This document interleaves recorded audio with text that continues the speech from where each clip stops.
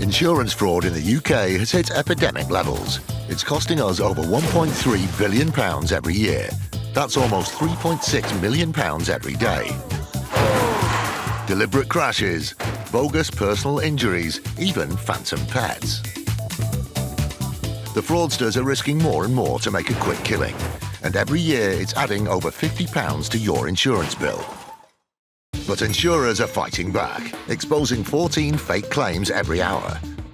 Armed with covert surveillance systems, that's a subject out the vehicle, sophisticated data analysis techniques, and a number of highly skilled police units,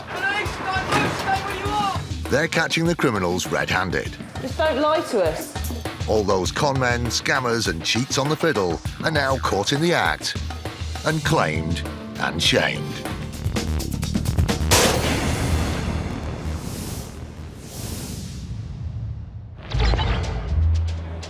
Today, a failed personal injury claimant kicks off. I think he was a little upset with the way in which I cross-examined him, and as I left the court building, I found him following me down the street. A jailbird fails with a performance that falls flat. The incident was so obviously staged. If there was a scale of 1 to 10 as an actor, he'd be at the very bottom of this scale. And a drunken driver gets smashed. He appeared drunk and then began to get quite aggressive. And then he proceeded to punch the policeman.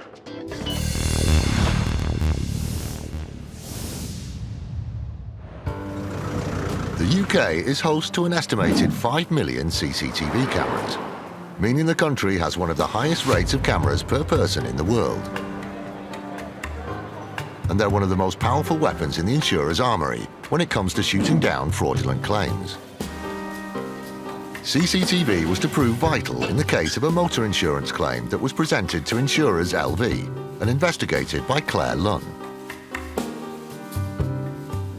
The claimant alleged that our insured had reversed back into his parked vehicle at such a force that it threw him forwards and backwards in his vehicle. Whilst our insured admitted that they had reversed back into the vehicle, they said that the vehicles had literally touched. Colin Bushell of LV Solicitors, DWF, also worked on the case. There were no injuries to the driver of the fault vehicle, as it were, but the claimant, who went on to make a claim for personal injury, had various alleged losses. So there was an injury claim, there was a claim for care and assistance, he claimed for damage to his vehicle, which he alleged had been written off, and there were other minor losses that he alleged, miscellaneous expenses, care and physio and things like that.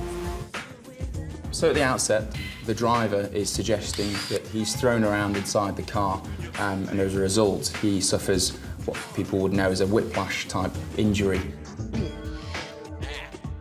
He suggested that he required help getting dressed or washing his hair, and that was provided by his partner. He also suggests that he couldn't play football or golf, which he said he did 2 or 3 times a week. He also says that the collision caused damage to his car, which wrote it off, which is something that we had to look at. He put forward a claim in the region of £5,000. So if he were to succeed on everything that he was asking for, that's what the insurance company would have expected to pay out. You'd expect the driver's cost to be in the same region, wouldn't you? The total cost of the claim to our insurance vehicle came to a minor £65.62. Hang on.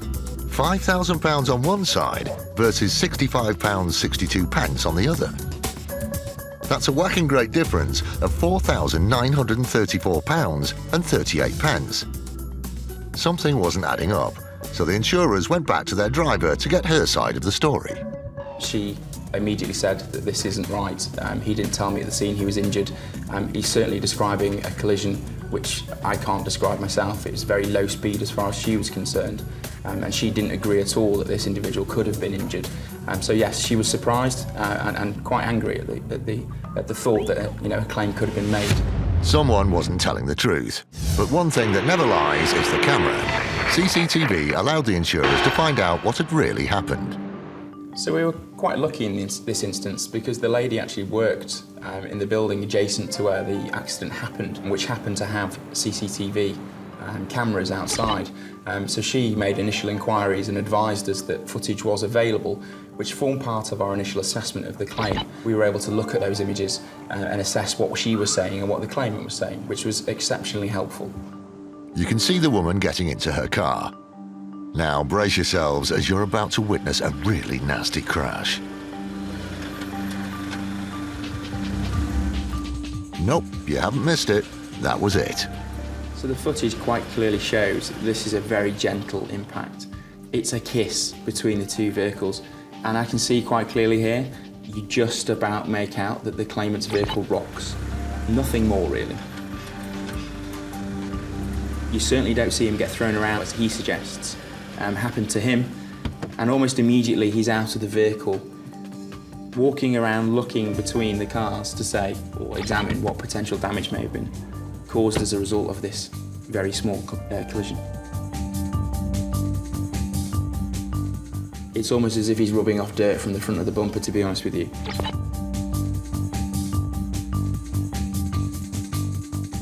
You certainly wouldn't say that he suffered a gross injury.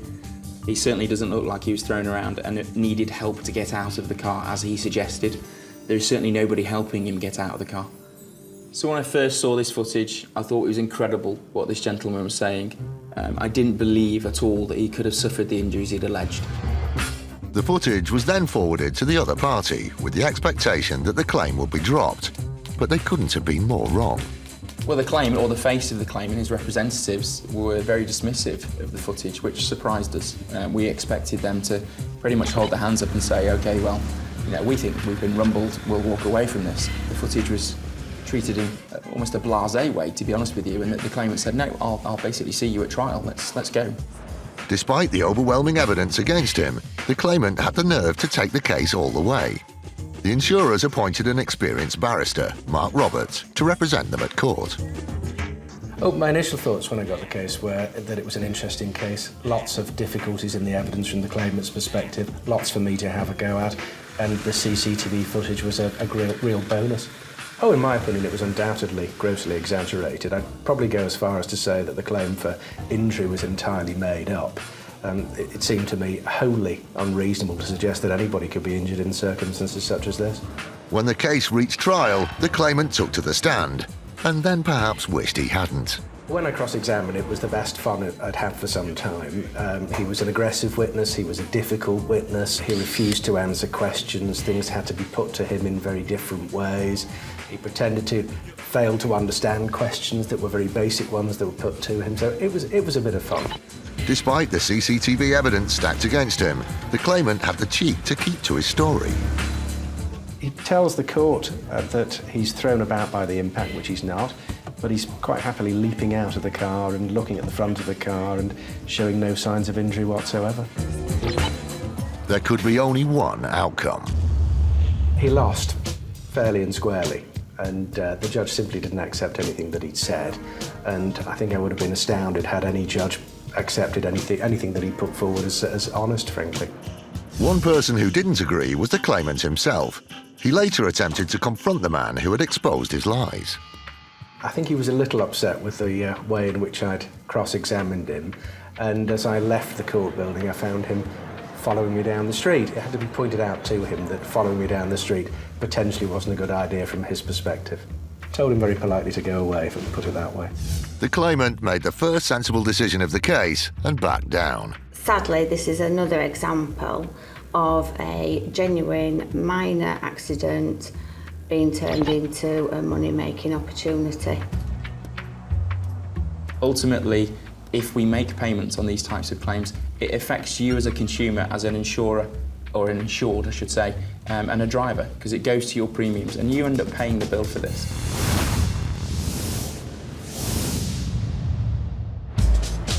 Still to come, a would-be fraudster tries to blame his crime on the postal service. The customer was claiming that the ring was in the packet when he posted it and therefore has been stolen by a member of Royal Mail. And what happens when one of these... That will be mine one day. ...meets one of these... and one of these. Oh! Oh!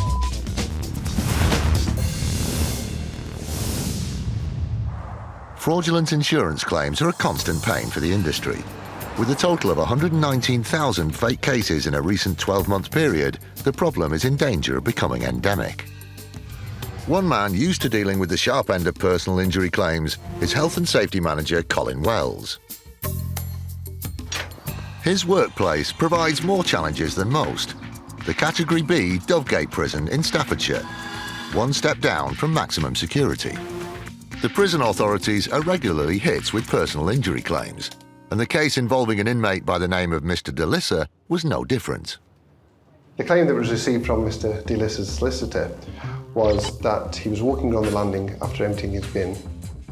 There was some water that had accumulated on the floor, and he actually slipped into the water, and as he was trying to get up, carried on slipping, resulting in injuries to his right tendon and to his back, which required further physiotherapy. The injuries the prisoner suffered had potentially long-term implications and could have resulted in a hefty compensation payout.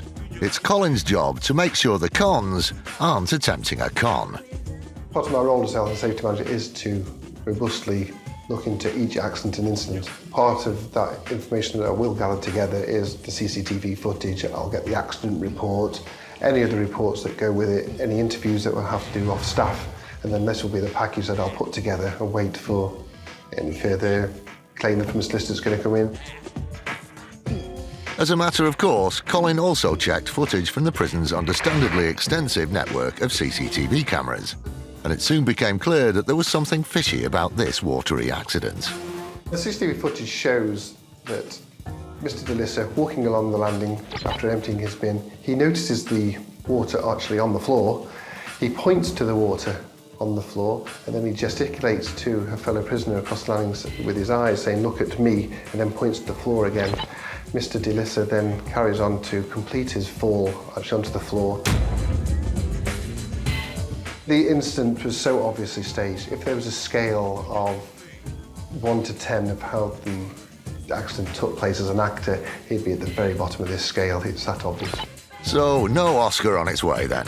Apart from the criminally bad acting, the involvement of another prisoner also gave the game away. It makes it a lot easier for when he's trying to put a claim in to have two people stating the same thing. Despite his best efforts, the prisoner fell down on the basics, failing to realise that a prison is possibly the worst place to commit a crime, what with all the prison officers and cameras everywhere. I think prisoners do get complacent. They must know that the cameras are there, but because they're totally surrounded by them all the time, they seem to forget that the cameras are watching them. There was only one reason for him to do this, and that was for fraud and to get financial gain out of HMP Dovegate. Needless to say, the claim was dead in the water, but Colin wasn't prepared to leave the matter there. I then took out a separate prosecution with Staffordshire Police to go against Mr. DeLissa.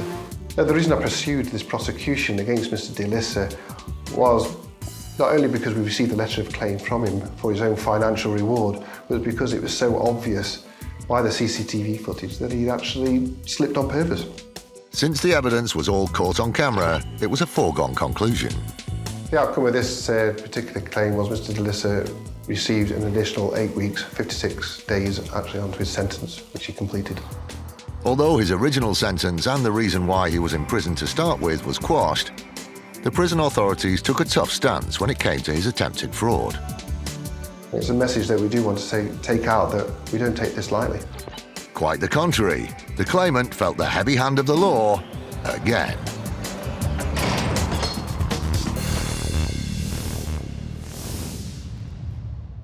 The popularity of online shopping means it's a multi-billion-pound business. But there's nothing more annoying than ordering something over the internet and then having to send it back if it isn't right. That's where the Royal Mail comes in. They pride themselves on going the extra mile to ensure items are delivered and returned safely. So when something goes wrong, it's a big deal. When an online shopper got in touch to report that an item they'd returned by post to an internet jewellery retailer had never arrived, the Royal Mail's Diane Matthews looked into it. The customer had returned an item that they purchased online, which was an engagement ring for £1,900. And when the package was opened back at the jeweller's, it was found that the ring and the box were not inside the packaging. The customer was claiming that the ring was in the packet when he posted it and therefore has been stolen by a member of Royal Mail. The company takes such an accusation very seriously and immediately launched an investigation. The customer was asked to fill in a claim report and provide the team with proof of postage. Royal Mail received the claim from the customer and it was forwarded to the investigation team. And when we looked at it and we looked at the paperwork that was associated with the claim, then the posting receipt was looked at and it was noticed that the weight of the item was on there. The weight corresponded to the weight of the package containing the ring and the box when the customer took it to his local post office to send it back. The weight was to be a key piece of evidence. Meanwhile, the Royal Mail investigation team contacted the online jewellers for their side of the story. The jeweller, when they receive all packages, weigh the item, as well as check the packet for any signs of tampering. It was established that the package hadn't been tampered and that the weight of the item was identical to the weight when the customer posted it at his local post office. I might not know much about carrots, the diamond ones, not the veg, but I do know they weigh something. If the two weights were the same, that means the parcel was empty to start with. Therefore, the customer had kept hold of the ring. The case had fraud stamped all over it, and the investigation team paid the customer a visit. The customer admitted when interviewed that he made the purchase of the engagement ring purely to facilitate a fraudulent claim to Royal Mail in order to recoup his £1,900. We contacted Merseyside Police and the customer was then arrested on suspicion of fraud. The case proceeded to court and justice was delivered for the £1,900 he tried to claim. He was given a criminal record and also an 18-month conditional discharge. He was also ordered to pay back the £1,900 investigation costs and also a victim surcharge. But the story didn't end there. The customer had tried to return the ring to the company after his scam was exposed, but they refused to accept it. The customer was handed the ring back as he had entered into a finance agreement to pay for the ring. In this instance, the customer was paid twice for the ring in essence, sort of a double whammy simply because he has to pay his finance agreement when he purchased the ring and he also has to pay Royal Mail £1,900 in compensation and costs. In this case, the would-be fraudster pushed the envelope too far. It's satisfying to get a result like this because the Royal Mail employ a lot of honest individuals and obviously the fact that their integrity has been questioned is something that we need to protect. I think the customer thought that he'd only have to put the claim in and we pay it, but Royal Mail do actively check compensation claims as a matter of routine. This claim certainly didn't pay off.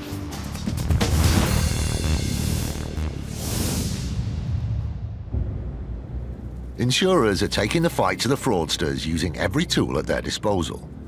A big growth area is in specialist consultants, like Tara Shelton of ICOG. She uses techniques that identify fraud more swiftly than normal.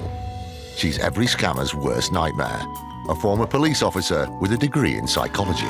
If you actually mix the key ingredients of my background in the police with psychology, it's in essence given us the perfect, unique mixture of how to assess claims in a way that maybe not have been done before. She can tell if someone's lying just from listening to their voice. Actually listening to a claimant talk about their claim is probably the most powerful source you can ever use to detect either opportunistic or organised fraud, because people convey themselves in a multitude of ways without them actually realising it. You will get the individuals that are stupid. You will also get the individuals that don't even think that an insurer would assess a claim. And commonly we will find that their account of what happened is missing obvious detail. So another indicator that we currently see is evasive behaviour. So they will intentionally try and sidestep. They will intentionally try and change the topic. They will intentionally try and divert the call handler away from the discussion at that present time. Ultimately, a claim always has a story about something that's happened, an incident, And for me, that's where the key lies in actually assessing that account of what happened as to whether it's true or not. Elsewhere, specialist training means call handlers are now able to read the signs of questionable behaviour. One such claim came to LV when they received a call from a customer reporting the theft of his vehicle and a subsequent crash. Once again, it was Claire Lunn who looked into the case. During the initial call, our claimant appeared quite hesitant to give any detail, quite evasive, and displayed certain behaviours and mannerisms that gave lots of red flags that perhaps this needed to be looked into a bit further. The claimant was asked to give a detailed account of what happened. I walked home about 10, 11 o'clock-ish. Yes. And I saw somebody in my car. The drove off. Yes. Collided with my daughter's car, sent the pickup speed up the road and crashed into another car in the garden. I ran after them, and then a load of people come out the houses and jumped on me. I tried to explain what had happened, but yeah, they sat on me. These were very unusual circumstances of a theft and quite bizarre, so again, we wanted to make sure and validate the circumstances had happened as reported to us. The insurers called the claimant back to go over his version of events. Again, his behaviour was strange. He seemed confused about what had happened. And why did they jump on you? Because they thought I'd been driving. I mean, but even if they thought you'd been driving, why did they jump on you? Because I crashed into their house. Because I crashed into their house? I thought he said it was a thief. I'm no expert, but it sounded like he'd slipped up there. Because I crashed into their house. I thought, oh. However, solid evidence was needed, and a combination of good old-fashioned investigation work and curtain-twitching locals was the answer. People who'd witnessed what had actually happened gave a completely different version of events. So did you see the incident happen? I heard the bangs and everything, and I got to the window and I saw him coming out the driver's side of the car. Okay, so that you believe that the owner of that vehicle was the driver of the... Oh yeah, 100%. As I got out there, the car was stationary, the door just opened, and the gentleman got out of it. What I know he's the dad of number 2. Far from being an innocent victim, it was clear that the claimant was the villain of the piece.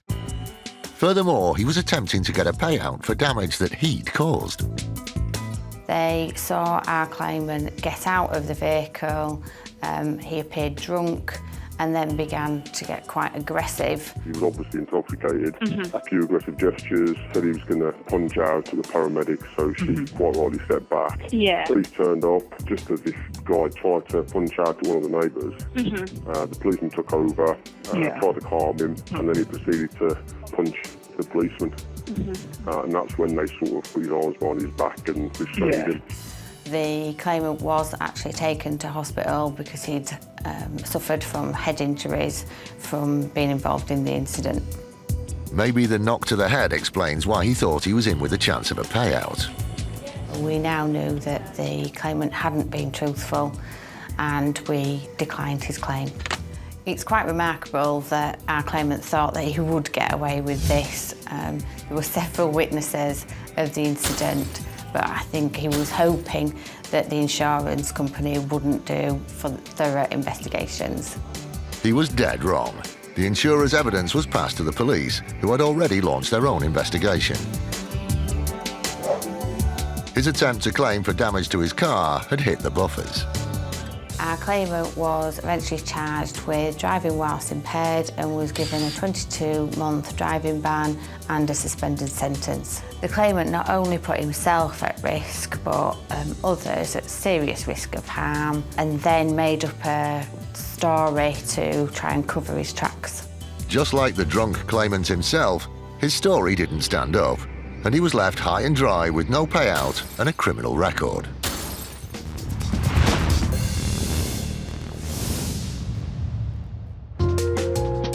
UK insurers have managed to put the brakes on this type of small-scale motor insurance scam. But over in America, fraudsters have driven the stakes to unprecedented heights. On the face of it, Andy House was living the American dream. He owned a luxury car dealership in Texas and drove this bad boy, a $1.75 million supercar, caught on film by a passing motorist, student Joe Garza. Pretty sure it's a Lambo, dude. Wrong. It's a Bugatti Veyron, and only 450 were ever made. It's one of the rarest and most expensive cars on the planet. That will be mine one day. Wrong again. It won't be anyone's. House's American dream turned into a nightmare when this happened.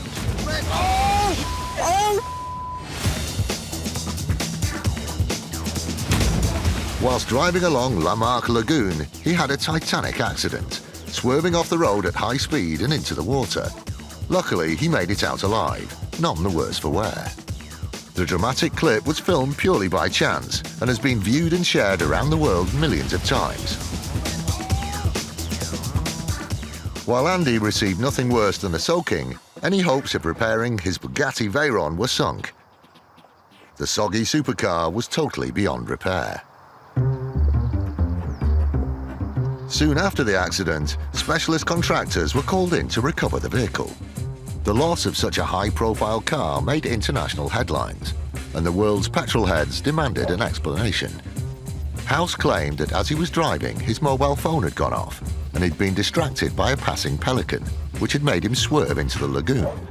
He added that he'd left the engine running because he was being stung by mosquitoes. The flooded engine meant that the vehicle was totally beyond repair. But all was not lost. As a responsible car dealer, House had taken out extensive insurance, meaning he was in line for a seven-figure compensation payout. Having valued the car at $2.2 million, to you and me, that's £1.5 million.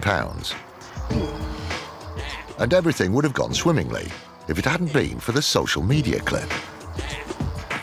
At the time, House was unaware that the accident had been filmed, but during their investigation, the insurers were quick to find and analyse the video. They tried to spot the pelican he claimed to have swerved to avoid, but it's more of a case of where's the birdie, not watch the birdie. The pelican is nowhere to be seen. The clip also shows he made no attempt to brake before splashing into the lake. Convinced that he had deliberately trashed his supercar to get an insurance payout, the insurers rejected the claim. They then reported him to the authorities, and he was eventually put on trial for wire mail fraud. In August 2014, he pleaded guilty and could face up to 20 years in the slammer. Using his Bugatti Veyron to try and pull a fast one ultimately left Andy House a washed-up fraudster.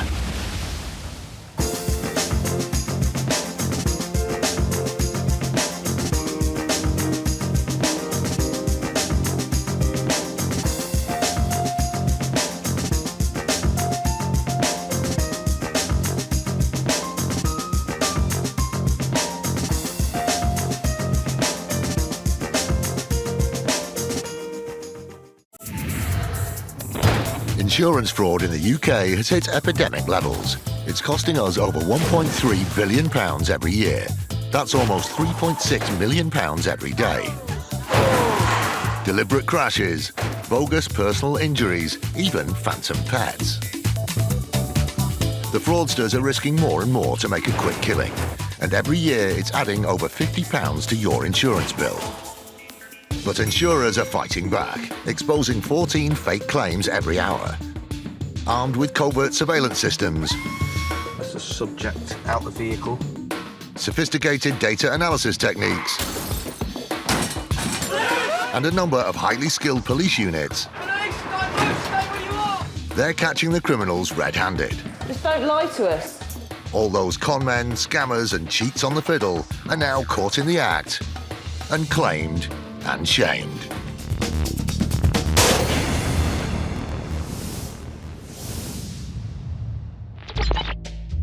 Today, badly forged documents mean a life insurance fraudster is caught red-handed. And I just thought it's, bang to rights. His fingerprints on his cremation certificate. A video posted online cracks the case of a fake claim against Newcastle City Council. Yeah, he was seriously injured and so he was off work. That was through no fault of the local council, that was through his own stupidity. And a personal injury claim goes up in smoke. He gave the impression that he was generally pretty squeaky clean, but in fact the social networking evidence that we had showed that he lived a different life altogether.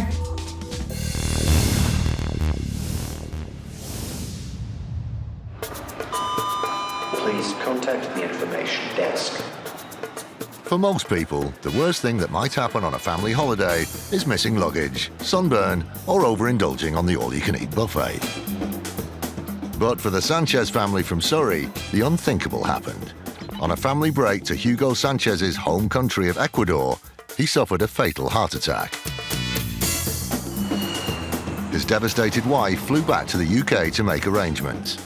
No simple task, as Mr. Sanchez had created a web of complex finances.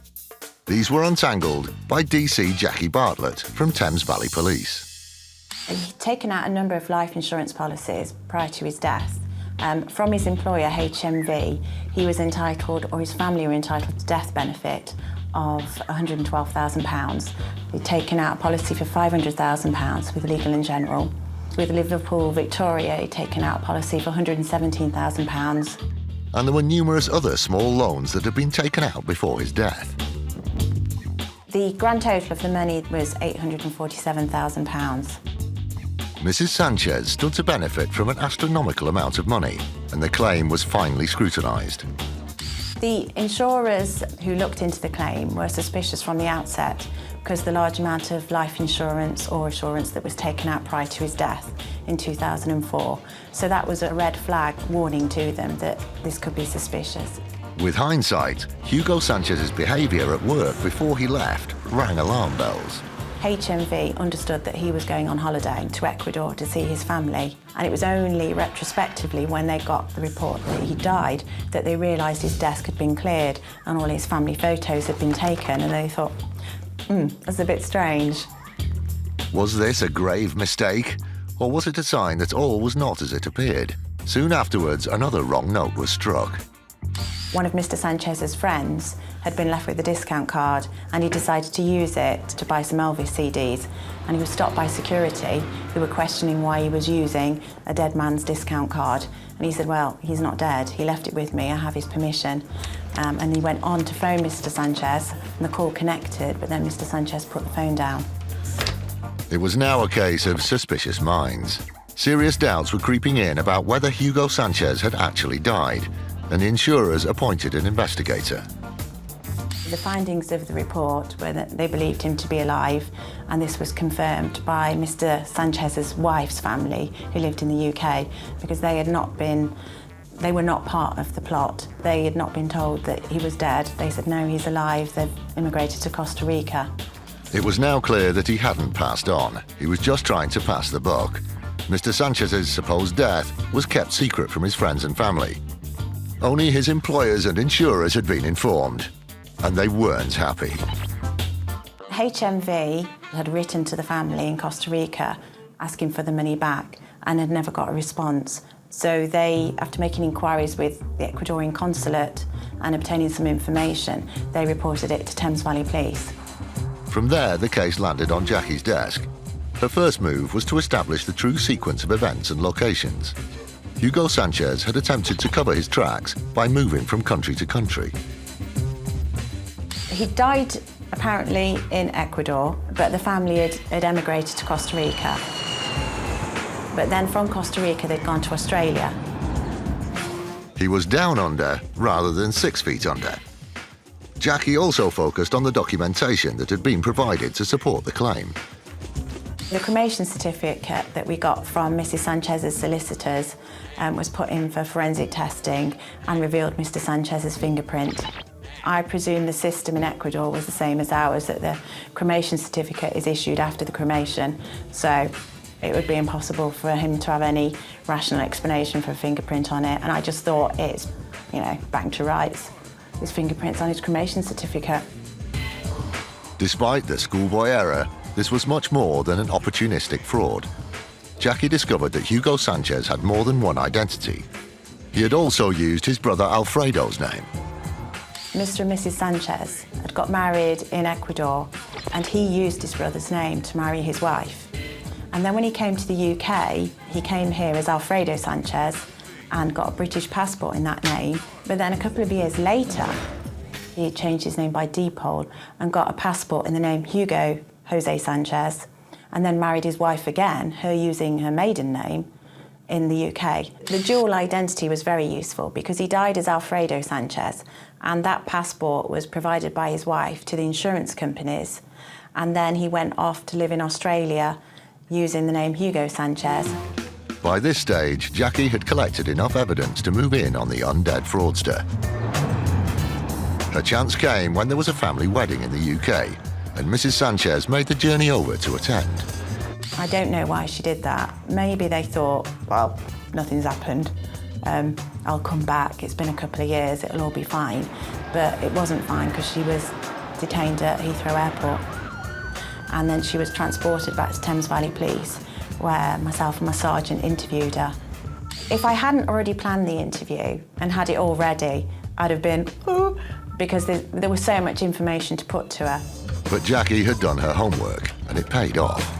She accepted her husband was alive, and then when we talked about the insurance claims, she just started to answer no comment. Mr. Sanchez, meanwhile, was in Australia with the family, and that was the next stage to apply for his extradition. With the assistance of the Australian authorities, eventually he was brought back to the UK to face the music in a court of law. Mr. Sanchez pleaded guilty to all 12 charges, and then he was sentenced to 5 years. Mrs. Sanchez was sentenced to 2 years. Sanchez had been caught red-handed, and the former record company employee was now doing the jailhouse rock.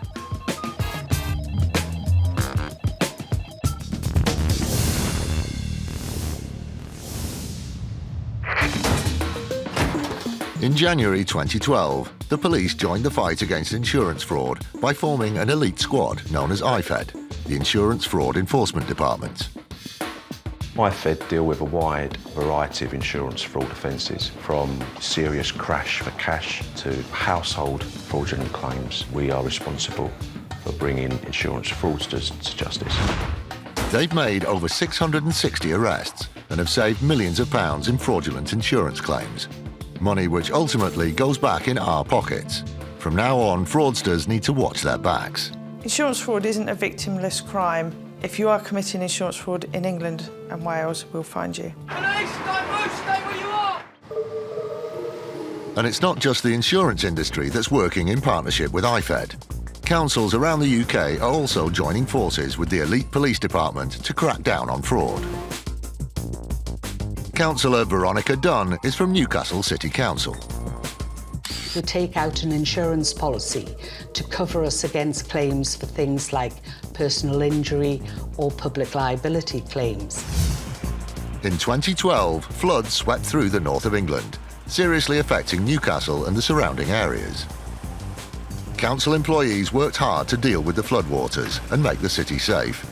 But soon afterwards, a claim for personal injury was submitted by Stephen Robinson. Scott Clayton from the council's insurers Zurich provided advice on the case.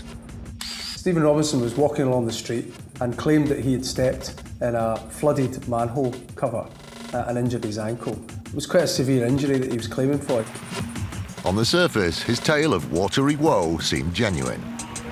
On that particular day, Newcastle, with other parts of the country, did in fact sustain severe flooding. There was no doubt in the council's mind that an injury had been sustained. The question was, who was responsible? The answer was found by surfing the web. The council received a tip-off about a video posted onto social media that had made quite a splash, clocking up thousands of views. It was passed to the police and viewed by IFED's DC Kate Sibley. He takes a running leap from the pathway, takes a couple of steps and then falls over. And as you can see, he then lifts his left leg out and his foot is facing the wrong way. What did he say again? When I saw the video clip, I did feel quite angry. It's obvious that under the circumstances, this was not an injury that was caused as a result of the council's negligence, but was caused directly by Mr. Robinson's own actions. That's not something that the council taxpayers in Newcastle should be paying for. This was a case that we undoubtedly wanted to prosecute because it's local council money. And had we not had this footage or established what exactly had happened, then that money would potentially have been paid out to him. The council and IFED were determined to put out a strong message that they weren't going to tolerate this kind of fraud. Still to come, the failed fraudster attempts to give DC Kate Sibley the runaround. We'll get hold of it somehow. I won't give up. And a claimant tries to bully his way into a payout he doesn't deserve. I'm not happy the way that you spoke to me earlier on. When this claim gets settled and you replace my rig for me, I will be taking action against you directly.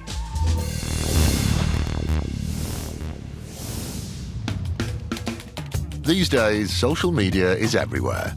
Who hasn't been tagged in an embarrassing photo? And it's not just friends and family who might be following your online activities, it's insurers too. In September 2012, insurers AXA were presented with a personal injury claim from Daniel Brownfoot. He'd been a passenger in a road traffic collision involving a driver who was an AXA customer. Brownfoot was being given a lift to a DIY store when a pit stop landed both him and the driver in trouble. Tara McSorley is a solicitor with BLM, the insurer's lawyers. The driver pulled in at the side of a residential street and produced a carrier bag full of cannabis. The driver rolled a joint and began to smoke it. The claimant refused to take any of the cannabis. At that point, quite incredibly, the police drove past and smelt the cannabis. I understand that this cannabis is a very pungent odour. The driver then drove away at speed with the police in chase, but he lost control of the car and smashed into a bollard on the passenger side. The claimant refused to go to hospital by ambulance, and the police took them both to the police station. The claimant was examined at the police station to be sure that he was fit for interview. So Brownfoot appeared to have come out of the accident in which he'd been a passenger none the worse for wear. A few months later, AXA received a letter of claim indicating that he was going to claim for personal injury. The claim detailed a range of soft tissue whiplash type injuries. He was claiming for injuries to his neck, upper back, left shoulder and an injury to his left thigh. We would have expected compensation to be paid in the sum of around perhaps £4,000 to £6,000. It was a huge amount of money for injuries that apparently hadn't existed when he'd been examined at the police station, and the insurers were keen to weed out any irregularities. The concerns generally stemmed from the fact that drugs were involved in this accident. There were investigations carried out into this claimant, and so we went looking for him online. And they found him, together with evidence of the type of life he was leading. He gave the impression that he was generally pretty squeaky clean, but in fact the social networking evidence that we had showed that he lived a different life altogether. He followed a number of sites which purported to support the use of drugs. The investigation also raised questions about the severity of his alleged injuries.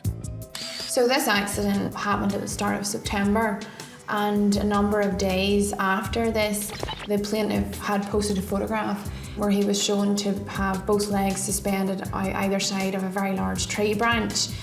I mean, if you were suffering from soft tissue injuries to the extent that the plaintiff claimed, you simply wouldn't be able to have climbed the tree. And another of the images, he was dressed up like a hot dog, drinking and smoking and having a good time. What a silly sausage. Despite the suspected drug taking and the police chase in which Brownfoot had been a passenger, the claimant and his solicitors had the front to pursue the case in court. There, he was cross-examined about the tree photo. He said that the branch and the tree were supporting his back, which was just nonsense. He was also asked to explain a comment he'd posted on a site featuring a photo of drug use. He said that the reason that he had picked this particular image was because he had done a photography course and that he thought that this was a particularly well photoshopped image. All in all, he'd made a hash of the questioning, but there was more to come from the lawyers. So the second prong of our defence was the fact that this was a joint criminal enterprise. We were saying that basically the claimant was in on it and he knew well that drugs were in the car. What happened next must have driven Brownfoot potty. The court dismissed the claimant's claim. This claim was never one that AXA would have paid. There were too many concerns about the fact that this was a crash that had happened where there were drugs on board and where there had been a police pursuit. Brownfoot's social media profile earned him a hashtag fail as he watched his personal injury claim go up in smoke. In the last few years, fraud detection has become increasingly sophisticated. Insurers are now turning to specialist consultants like Tara Shelton of ICOG. Combining her background as a police officer and with a degree in psychology, she has developed techniques that identify fraud more swiftly than normal. It's quite sad to say, but I think the majority of the population that do make claims that are exaggerated or are fraudulent do think that insurers are there for easy pickings and that it's almost their right to make a claim. But fraudsters have met their match in Tara. A phone call is all she needs to tell if they're lying. What I would class as one of the extreme indicators is something that I call sabotaging behaviour. So that's when the claimant reacts in an extremely disproportionate manner because, for example, they don't like the information they've been told, or they believe there is now an obstacle in their way to obtaining the money that they're after. In other words, they're seeking to sabotage the process and threaten or pressurise the claims handler to make a payout. The latest figures show that violent crime has been steadily falling for the last 20 years. So to be mugged multiple times in a period of months starts to look more than just unlucky, especially when you factor in other losses. Neil McFarlane is the managing director of TH March & Co., a company that provides specialist insurance for jewellery. They were contacted by a claimant who went on to become something of a regular fixture. The first time we heard from this particular customer was for the loss of a couple of stones out of his fiancée's engagement ring. This is quite a common occurrence, nothing particularly unusual, and the amount involved was only £125, and that claim was quickly settled. But it wasn't long before fate dealt another cruel blow to the claimant. He notified us that he had been attacked in his car and had his gent's watch stolen together with his wallet and his mobile phone. Being contacted so soon after the original claim, this did put us on a little bit of guard, but again there was nothing particularly unusual in the circumstances of the loss. The watch had been a distinctive Cartier Santos model, meaning the claim was worth several £1,000s. Then, against all the odds, the customer was targeted once more with a knife-point mugging that robbed him of an expensive ring worth £2,500. Being mugged twice within 6 months is very, very unusual.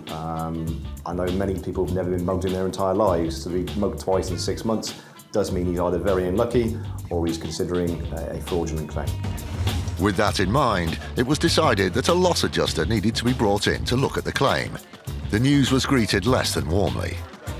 Have you got different procedures now and stuff like that? Why would you say different procedures? Oh, from before I'm sure it was different. I think you sent me a claim form. Yes, well, we not always send a claim form. Sometimes we need a loss adjuster to assist clients with a claim, okay? When he realised that getting his claim through wasn't a simple matter of filling in a form, the claimant's manner changed towards the call handler. I'm not happy the way that you spoke to me earlier on. Why do you have problem with that? No, because I've had a problem with you a few times before. When this claim gets settled and you replace my ring for me, I will be taking action against you directly. He became very aggressive, very defensive, did not want to meet with the loss adjuster. He also made certain allegations against members of staff which were completely unfounded and I think were used as a smokescreen. What part of you made me feel you're being racist towards me? This is the second How time can I be racist against you? You targeted me second time. I'm going to take this up with the director. Well, shall I give you director's name? No, I'll get the number. After the phone call, another member of the TH March staff spoke to the claimant. Once again, he appeared to try and sabotage the process. Where a second claim occurs with one person within a relatively short period of time, that is one of the criteria where a loss adjuster will be appointed. Do you mean by relatively short period of time? Within a year or so? Well, you figure that one out from that short period within a year. I'm going to cancel my policy. You might as well tell your loss adjuster to sit tight, because I'm not going to see him. I'm going to get my legal representative to sort this out. Did I hear that right? He's going to cancel his policy? That effectively means that he's not going to pursue the claim for the ring, which apparently was stolen from him. He's walking away from the potential settlement of £2,500. When somebody's not really interested in wanting to progress the claim and complaining that a loss adjuster has been appointed, we think that's a bit too defensive and points to the fact that it may not be a genuine claim. Unsurprisingly, they heard nothing more, until 2 years later, they were contacted about another claim. The name seemed very familiar to our claims handler, and upon taking details, including mobile phone number, email address, and the actual item stolen, it was pretty much all identical. A loss adjuster was quickly appointed to handle the case, and the claimant was informed. 2 years later, this is his response. I'm going to speak to the conveyance team first, because I'm not happy about this, your attitude at all in the way you're dealing with this. Okay, I'm trying to assist you with the No, claim, it's not. but you I find won't... this ridiculous. I find it ridiculous, your service, the way you're saying yes. Hold on, that sounds suspiciously similar to his strategy from 2 years ago. When this claim gets settled and you replace my ring for me, I will be taking action against you directly. Change the record. It's the same sabotaging tactics all over again. In addition, the make and model of watch was the same as on the second claim, a Cartier Santos. But what really set alarm bells ringing was when it became clear that the serial numbers of the two watches were sequential. Bearing in mind the losses were over 2 years apart, the chances happening are very, very slight indeed. Once again, he wanted to just basically cancel his policy cover. If you couple this with the previous loss for a ring of £2,500, then he's potentially walking away from claims totalling in excess of £6,500. In our minds, this is highly suspicious and is a good indication of a potential fraudulent claim. Time ticked away, and the claim, like the missing watches, disappeared for good.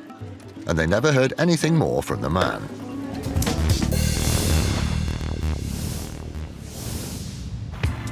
After flash floods hit the northeast in 2012, Newcastle City Council was contacted by Stephen Robinson, a local man who claimed that he'd broken his ankle as a result of a poorly maintained manhole cover. But social media pulled the plug on his fraudulent claim. It was clearly a self-inflicted injury. So DC Kate Sibley went after him, IFED style. We're planning to knock on his door and make the arrest and then take him back to the local police station where we'll interview him, put the evidence we have to him and see what he's got to say for himself. You get a buzz when you're arresting somebody and the adrenaline does pump because you want to get the perpetrator. You've worked hard on the investigation and you want to see it come to a conclusion. Kate and her colleague, DS Mark Forster, started at the last known address for Stephen Robinson. Just want to go around the back. Morning, City London Police. Is Stephen about? Have you got a phone number for him? Can I have it, please? This is his parents' address. He's not at his parents' address. He's moved out about a year ago. Since moving out, he'd had very little contact with his parents. They knew nothing about the personal injury claim. Undeterred, Mark attempted to make contact with the suspect over the phone. I'm up in Newcastle with some colleagues and we need to interview you. But again drew a blank when it went to voicemail. We can only do what we can do, but we'll get hold of it somehow. I won't give up. While they waited for the suspect to get back to them, the IFED team stumbled upon the location of the notorious incident. We believe this is possibly where he's jumped from. Looking at the area and remembering from the YouTube footage, people were standing sort of either side and he's taken a running jump down here and jumped off these steps. If he knows the area, he must have realised it wasn't that deep. Just a little bit stupid. In fact, very well, not even a little bit, very stupid. Eventually, Kate's persistence paid off when she received a call from a blocked number. Hello, Kate Sibley. Oh, yes, I am. Mr. Robinson, where are you? Yeah, it's in relation to an insurance fraud. Your leg. All right, OK, I'll speak to you in half an hour. He's just phoned me. Has he? Yeah. All right. Believe you're looking for me? Yes, I am. What's it regarding? Give me half an hour, I'll phone you back and meet you. Where are you? I'm not telling you that, am I? He's going to want to meet at the Nick, I would hazard a guess, but he's going to get lifted at the Nick. And... He's probably going to get brief sorted, isn't he? Yeah. It's just time wasting, really. A little bit frustrating because we're sort of doing as he bids, really, which I don't like doing. And those are the game we play. Robinson's solicitor later rang back on his behalf and arranged for his client to meet the IFED team at a local police station. He is on his way, so we've got our man eventually. We've got all the evidence to put to him, so it's just what he says in interview, really. After the arrest and interview, the case eventually proceeded to court. Unbelievably, he still maintained his innocence. He went not guilty, first few hearings at court. Then we went to trial. We were supposed to have a trial in January of this year, 2015, and on the day of the trial, he pleaded guilty. Clearly, he decided he didn't have a leg to stand on. He was sentenced to 200 hours of unpaid work and costs of £600.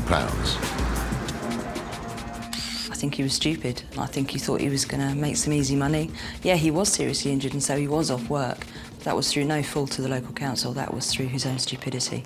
So I don't think he'll be doing it again. We are the custodians of public money. The fact is, we need our money to spend on services to the most vulnerable and to older people and children in our community. And we don't want that money to be going into a fraudster's pocket.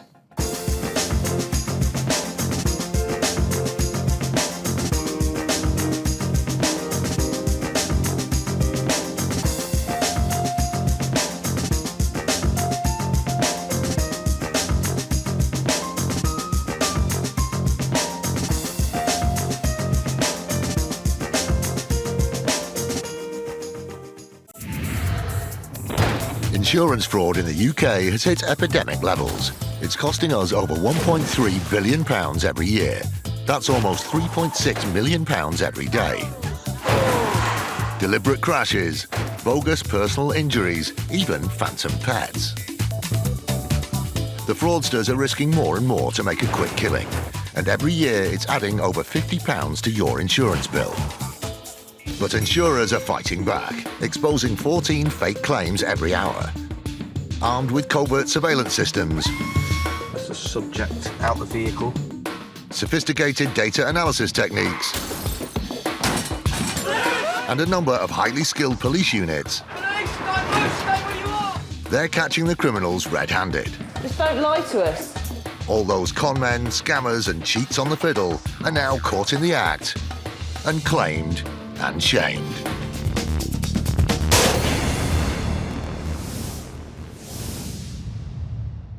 Coming up, a pair of criminals go to shocking lengths to fraudulently claim over £100,000. And they doctored medical letters to make it look like he had his optic nerve severed and would never get his sight back. In fact, his sight had recovered. A potential scam is in danger of going down the drain. Maybe if we try to open the gutter, it will be very hard. And a fraudster gets caught with his trousers down. Do you want me to get dressed?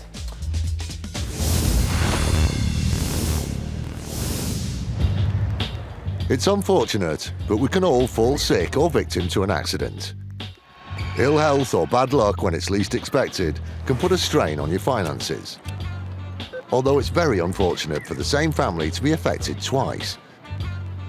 Meet Jeremy and Sally Jones, who definitely seem to be down on their luck. But all wasn't lost, because as David Halstead explains, AIG was there at their time of need. So the initial claim from Mr. and Mrs. Jones was in relation to a young relative who had fallen off their bicycle and sustained an injury.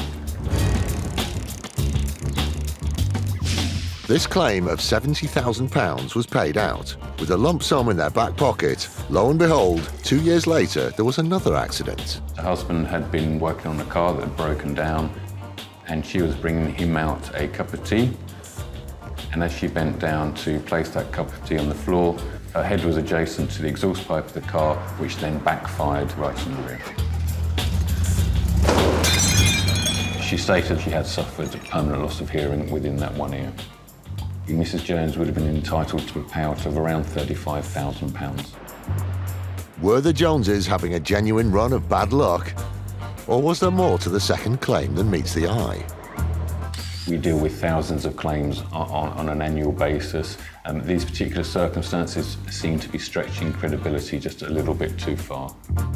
With suspicions aroused, the insurer asked Mrs. Jones to go for a hearing test, and she gladly obliged. When we received the results of that hearing test, it did confirm that she had suffered a permanent loss of hearing, and essentially there were no further tests that they could do. However, on examination of that document, we did identify that there potentially had been some forgery. With the medical forms looking a bit dubious, AIG consulted the one person who could put their mind at ease. Those inquiries with the medical examiner revealed that, in fact, this woman had deliberately and intentionally removed certain paragraphs from the report referencing her hearing loss. Unsurprisingly, these inconsistencies led AIG to review the couple's claims history. And yes, you guessed it, all was not as it seemed. Was this a case of trying to keep up with the Joneses? We immediately noticed that one document in particular had some signs of having been forged. There were some grammatical errors that we wouldn't have expected from a medical expert, and indeed there were some spelling mistakes within the letterhead itself. With £70,000 having been paid out for the first claim, both cases were handed over to IFED, the Insurance Fraud Enforcement Department, an elite team of officers including DI Ollie Little. When they looked at the first claim concerning the young family member who fell off his bike, they were shocked by the lengths the fraudsters had gone to. They doctored medical letters to make it look like he had his optic nerve severed and would never get his sight back. In fact, his sight had recovered. We went back to the doctors who were supposed to have signed off those injuries. Those consultants said that they had never signed those letters, and so the tale of lies began to unravel. With such a serious injury to a member of their family, you could have been fooled into thinking that the insurance payout would have been put to good use. Jeremy and Sally Jones didn't spend that £70,000 on the care of their young relative. They spent it on themselves, on household bills, on a high-spec car, and on gambling debts. At Salisbury Crown Court, the couple's greed didn't go down well with the judge. They were both found guilty of fraud and forging medical documents, and both received 12 months behind bars. They thought that a 2-year gap between those claims meant they wouldn't get subject to scrutiny. But the insurers will look to use patterns and profiling, all sorts of information, to make sure that if you carry out a series of frauds, that they'll be brought to justice. And the insurer wasn't left out of pocket. The fact that both of them were sentenced to a custodial sentence was pleasing, but particularly gratifying was the fact that they had also been ordered to repay the money that they had illegally gained in the first place. With £70,000 to pay back, I don't think they'll be putting in another claim anytime soon.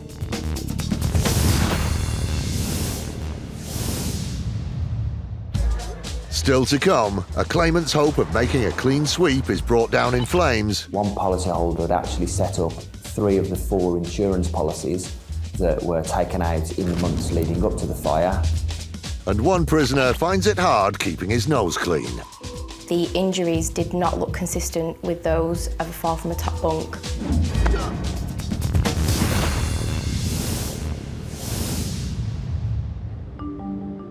With insurers homing in on fraudulent claims, the industry has new tricks up its sleeve to help combat the problem. People like Tara Shelton of ICOG, a former police officer with a degree in psychology. She's every scammer's worst nightmare. From the very moment we pick up the phone, we are monitoring and assessing the claimant and what they say, but it's in a very gentle manner, very non-abrasive manner. But it's also what a potential fraudster is not saying that can be the key. That's where Tara's expertise kicks in. Well, one obvious trend that is presented to us is where customers answer a question with a question to buy themselves thinking time of how to respond. You may hear a claimant intentionally trying to change the topic, intentionally trying to sidestep from the discussion at hand, or some intentional misdirection on their part. So it is very much a conscious move during the phone call. With the latest mobiles being costly to replace, it's no wonder so many of us have phone insurance. But when it comes to making a claim, Insurers hear all manner of excuses, as Andy Morris from Assurance is all too familiar with. So we received a claim for a brand new Samsung S5. We immediately sent out a new replacement to that customer, and everybody was delighted. But not long after, Assurance received a call from the claimant's mobile phone company. We were informed that the original phone that the claim had been successful on was actually being used to make telephone calls after the event and after the loss. Had someone got their mitts on the lost phone? Or could it be that there was a phantom phone caller? Once we were provided with this evidence, we immediately contacted the customer and informed them of this breaking news. It wasn't long before the claimant was on the blower to the insurers to give her excuses. Sorry, I meant explanation. So when was it you located the original handset? When did I locate it? I think it was about 4 days ago, my love. Bit of a stalling tactic there, I think, answering a question with a question and a mighty long pause. But this claimant had a perfectly reasonable explanation. You say that handset is in the gutter? Yeah. So just to clarify things, the phone's in the gutter, but somehow calls are still being made from it. Well, that's as clear as mud to me. On that day, their daughter had dropped the phone into the gutter, and the phone had suffered quite substantial water damage. A soggy smartphone was bad news for the claimant. And what you would need to do would be to pay for the handset. Okay. You'd need to pay £325 for that. Right. It would either be that or send the original handset back to ourselves if you were able to retrieve that from the gutter. That is, retrieve it from the gutter and stop making calls from it. Still not sure what to do, moments later the claimant was back on the phone again. Time for a bit of dirty work. Now, if I get the phone out of the gutter, I'm stood there looking at it. It's really dirty and it's got wet. Now remember, this is the dirty, wet phone that has mysteriously been making calls since it was reported lost. It doesn't matter. It belongs to us. We'll sort it. So is that clear? Nope, I didn't think so. Now it was time for her other half to get his hands dirty. Her husband started to discuss with our agents the fact that he needed to go and find a plumber to be able to extract the phone from the gutter. Maybe if we try to open the gutter, you know it will be very hard. Because the original phone was found, that phone should have been returned to us. Listen, she has a damaged property because my daughter threw it in the gutter. Okay, so the phone that you originally lost, you're saying that phone's damaged? Yes. Are you sure, mate? As you seemed a little hesitant there. Okay, so that means that you do then have the phone then, sir, if you're saying that it's damaged. It's in the gutter. Oh, so it's still in the gutter. Plumbing emergency over, the claimant retrieved the phone, and Assurance were surprised with what landed on their desk. Our agents, of course, were expecting a very heavily water-damaged phone that had been in a gutter for 3 or 4 days. When we received the phone, it was in full working order. Apparently a bit of an opportunist, it seemed this potential fraudster was thinking ahead. One of the strange things about this case is the husband confirmed with our agents whether, if they return the phone to us, they will be able to claim again within the next month. After that, if she lost her mobile after 1 month, can she claim or not? Of course she could, and it seemed she'd plumbed to new depths, because guess what happened next? Our agents were surprised to receive a phone call 5 to 6 weeks later for a new Samsung Galaxy. It appeared that this husband and wife team had suffered some unfortunate situation which meant that they had lost their phone again. Unsurprisingly suspicious, it didn't take Assurance long to get to the bottom of the second claim. Our agents quickly realised that the proof of ownership of that device was made up. In addition to the odd bit of plumbing, it appeared this potential fraudster could turn their hand to anything. Unfortunately, in this case, the artwork or the clip art was not one that anybody would be proud of. It was very clear that they had doctored and created a fake receipt. This potential fraudster scam had well and truly gone down the drain.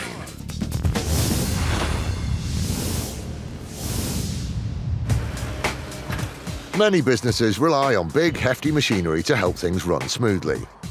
If it breaks down, it can be costly enough, but if it's stolen, it's a completely different kettle of fish. When farmer Anthony Gribbin had some equipment nicked back in 2013, he didn't hesitate to put a claim in. But as John Beadle from RSA found, where there's muck, there's brass. Mr. Gribbin ran a farm and some stables. He alleged that a forklift truck and a trailer had been stolen from his premises. Coincidentally, the policy had only been taken out a short while before the equipment was stolen. Faced with a payout of up to £10,000, RSA looked at the claim a little closer. We began to have some general suspicions around the authenticity of this claim. We looked into Mr. Gribbin and his business, and in actual fact, we came to the conclusion that these items were never actually stolen in the circumstances that he alleged. RSA wasted no time in referring the case to IFED, also known as the City of London Police's Insurance Fraud Enforcement Department. IFED is made up of an elite group of officers who specialise in combating insurance fraud. DC Aman Taylor worked on the case and took a closer look at Gribbin's documents. He provided the investigator with two things: a receipt for the purchase of the forklift and a business card from a company for the purchase of the trailer. And who better to verify if the documents were legit than the people who supplied them?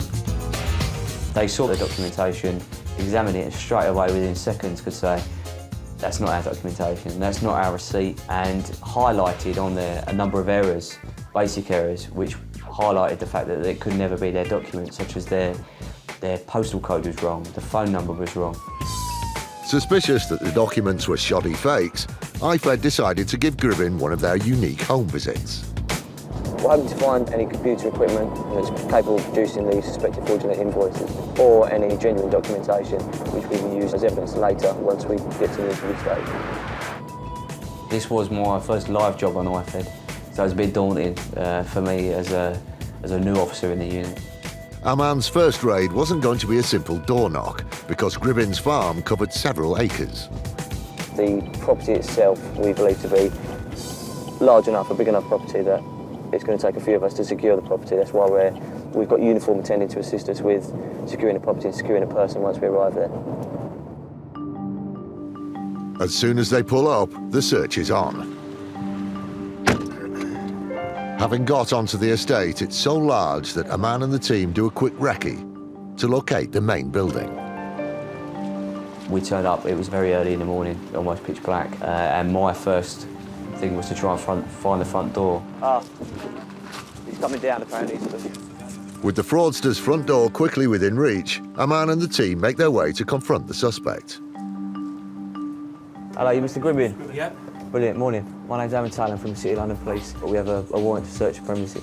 But unsurprisingly, not everyone is pleased to see them. Don't take your shoes off. I can't really take these off. Sorry. Oh, dearie me, I can't believe this. I don't like to see the bloody light. And Gribbin is caught by surprise in more ways than one. You want me to get dressed? Because you're under arrest, what I'll ask is that one of the uniform officer will stay with you just while you get dressed because you're under arrest. Yeah, that's right. I'll go get dressed then. When we do call at people's addresses that sort of time in the morning, quite often you will catch them in bed. You'll catch them unprepared for us, and in this case, undressed. So it's not uncommon for us to escort people. Some people in those set of circumstances may consider as a last-ditch attempt getting rid of information, getting rid of evidence. Now fully clothed, Gribbin is giving his full cooperation. Do you want me to go get a chip for you? Let me come with you. Yeah, if you can show us where we're going. Is it within this house? It's outside. There's nothing in this house. All right, we'll come with you to the office and you can show us where the office is. So everything business related would be in this office, and that is your work computer. Yeah, if you want to take the work computer, that's fine. Yeah, you'll just crack on and see what. So far, we've located our subject, so we'll be looking at completing our search. seizing what we need to seize and then taking him to Bradford for him to be interviewed. Gribben may be cooperating, but IFED never take a suspect's word for it and carry out a full search of the property. And it isn't long before they hit the jackpot. That's the invoice. This is what we believe to be the fraudulent invoice that the company has said that isn't genuine. I'll put that down as 8002. And evidence on Gribben's computer could prove to be even more damning. We'll take this, and then there's a possibility that we might even have a trace of him producing a document on Word. A lot of evidence has already been bagged and tagged, but the team continue to go through everything with a fine-toothed comb. What we can do with the phones is we can download the data from them. We can get any text message, phone calls, anything like that that's relevant from the phones themselves. For the IFED team, it's already been a long day, yet dawn is only just breaking. With a full boot of evidence, this morning has been a success. Back at the station, Gribben was interviewed, but when challenged about the evidence, the fraudster wouldn't budge. He maintained the claim was genuine, he was a genuine victim of crime, and that the people that had supplied the statement to the police were lying. Gribben maintained his innocence all the way through the investigation. It wasn't until the start of the court case that he came clean. We eventually changed his plea to guilty and sort of brought an end to the whole saga. In February 2015 at Leeds Crown Court, Gribben was given an 8-month suspended sentence and 200 hours community service. As for my first IFED job, my first live IFED job, I was happy to see it all the way through. I was happy to get a result. I was happy that we'd eventually got to the bottom of the lies and he'd come clean and held his hands up, albeit so far down the line that we were ready to go to trial.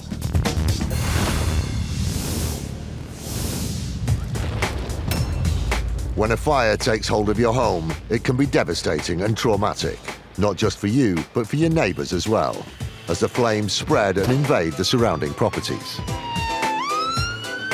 Simon Hammond from BLM dealt with a claim for a fire that started in a flat above a dry cleaners and spread through the entire building. But was this claim as clean as a whistle? The claim which we received in this instance was from the tenant of a flat who had allegedly left one evening to go out, and subsequently which his flat had been destroyed by fire and he'd lost all of the contents inside. The property was engulfed in flames, with the fire brigade attending the scene for around 7 hours. This was an extremely dangerous situation. The property actually adjoined onto others, and the fire was of a very serious nature over 3 entire floors. It took them well into the early hours of the morning to actually declare that the fire was out and safe. Now, a fire this big is going to cause a fair bit of damage, so you'd expect a sizable insurance claim to follow. The initial claim was for the flat contents, which were approximately £25,000. There was the other flat, and the tenant within that had also put forward a claim to what happened to be the same insurance company. And in addition, the owners of the building were claiming for the business interruption and the damage to the premises. All told, the total value of this claim for all of the insurers concerned was in excess of £500,000. £500,000 is a serious chunk of change. But was this claimant trying to take the insurer to the cleaners? When the initial claim came in, the claimant had alleged that the fire had actually commenced after he'd left the flat to go out with his friend. When the claimant left the building, he said he couldn't see sight or sound of a fire. So it must have started on the floor above, but evidence told a different story.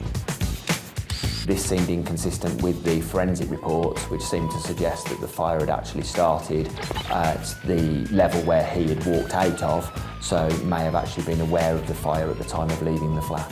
Another crucial bit of evidence was about to throw cold water on the claimant's version of events, and that was the CCTV from the pub next door. What this actually showed was that the policyholder had left for the evening from his flat. It then showed him walking back past the pub after he'd left his flat when he waved at the landlord through the window.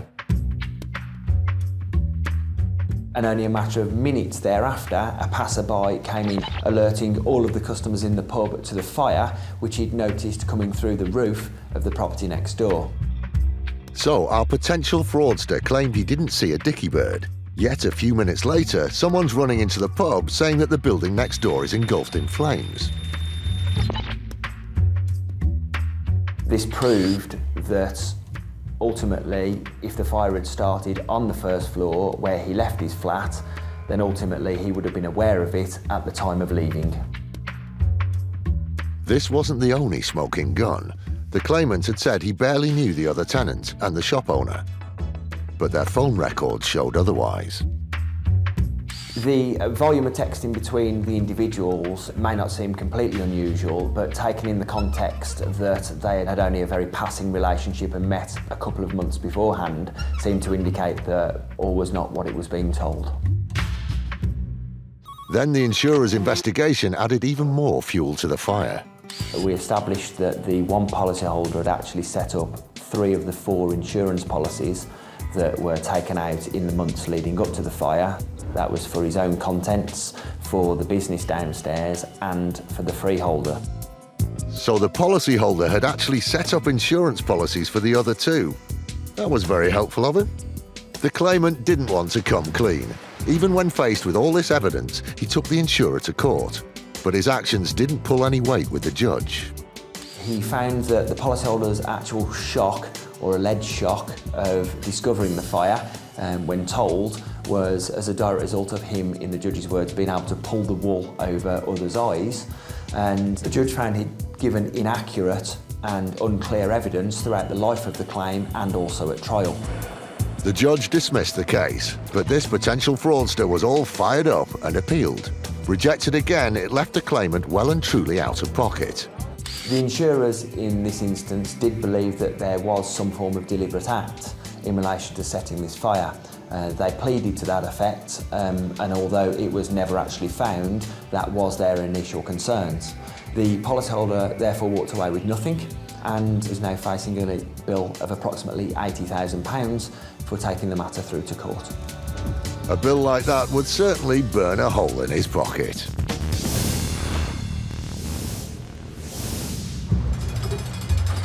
With over 85,000 inmates detained at Her Majesty's pleasure in prisons up and down the country, the occasional accident is inevitable. A stint in jail is the ideal time for a criminal to reflect on their misdemeanours. But with so much time on their side, some prisoners come up with what they think is the perfect con. Anthony Evans was doing a 6-year stretch for robbery, but he was about to have one of those days when he just seemed to get out on the wrong side of bed. Mr. Evans stated that he'd fallen from his top bunk due to the lack of a safety rail.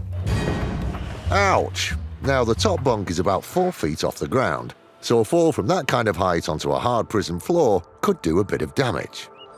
Mr. Evans' solicitors stated in their letter of claim that he'd suffered a 2-inch laceration to the back of his head that had caused a permanent scar, that he suffered with headaches for approximately a week after the incident, and that he had pain to the right-hand side of his body. On the face of it, the claim seemed legit, but then they got their hands on the prisoner's medical records. There was information that came to light within those that changed the way that we would treat this claim. Both the nurse and the GP had commented within the medical documentation that the injuries did not look consistent with those of a fall from a top bunk. Could Mr. Evans possibly have been up to no good? They commented that it looked like the injuries had been caused by a razor blade. They were extremely clear, precise and straight-edged. To the prison, it was clear Evans was trying it on. When we got the medical information, we decided that it was time to refer the matter to Greater Manchester Police. While the investigation was being carried out, Evans was moved to another prison, where he made a confession.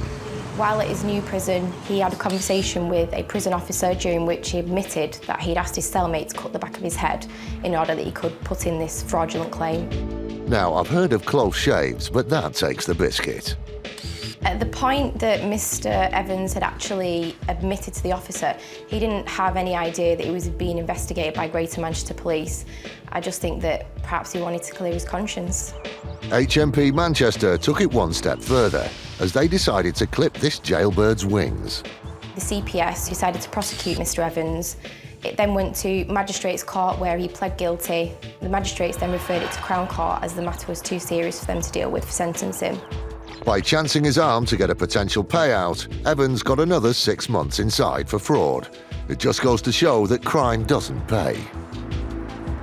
I think that Mr. Evans did plan this quite well. He'd obviously found someone who was willing to inflict a wound on the back of his head, and then he was prepared to lie to staff and claim that he'd fallen from his top bunk.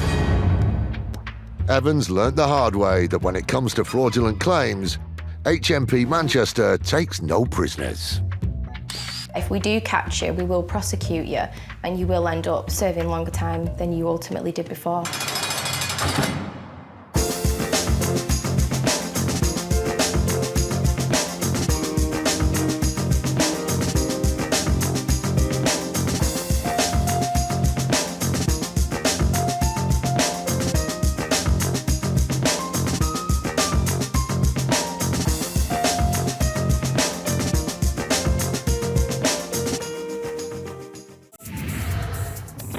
Insurance fraud in the UK has hit epidemic levels. It's costing us over £1.3 billion every year. That's almost £3.6 million every day. Deliberate crashes, bogus personal injuries, even phantom pets. The fraudsters are risking more and more to make a quick killing, and every year it's adding over £50 to your insurance bill. But insurers are fighting back, exposing 14 fake claims every hour. Armed with covert surveillance systems, that's the subject out the vehicle, sophisticated data analysis techniques, and a number of highly skilled police units, they're catching the criminals red-handed. Just don't lie to us. All those con men, scammers and cheats on the fiddle are now caught in the act and claimed and shamed.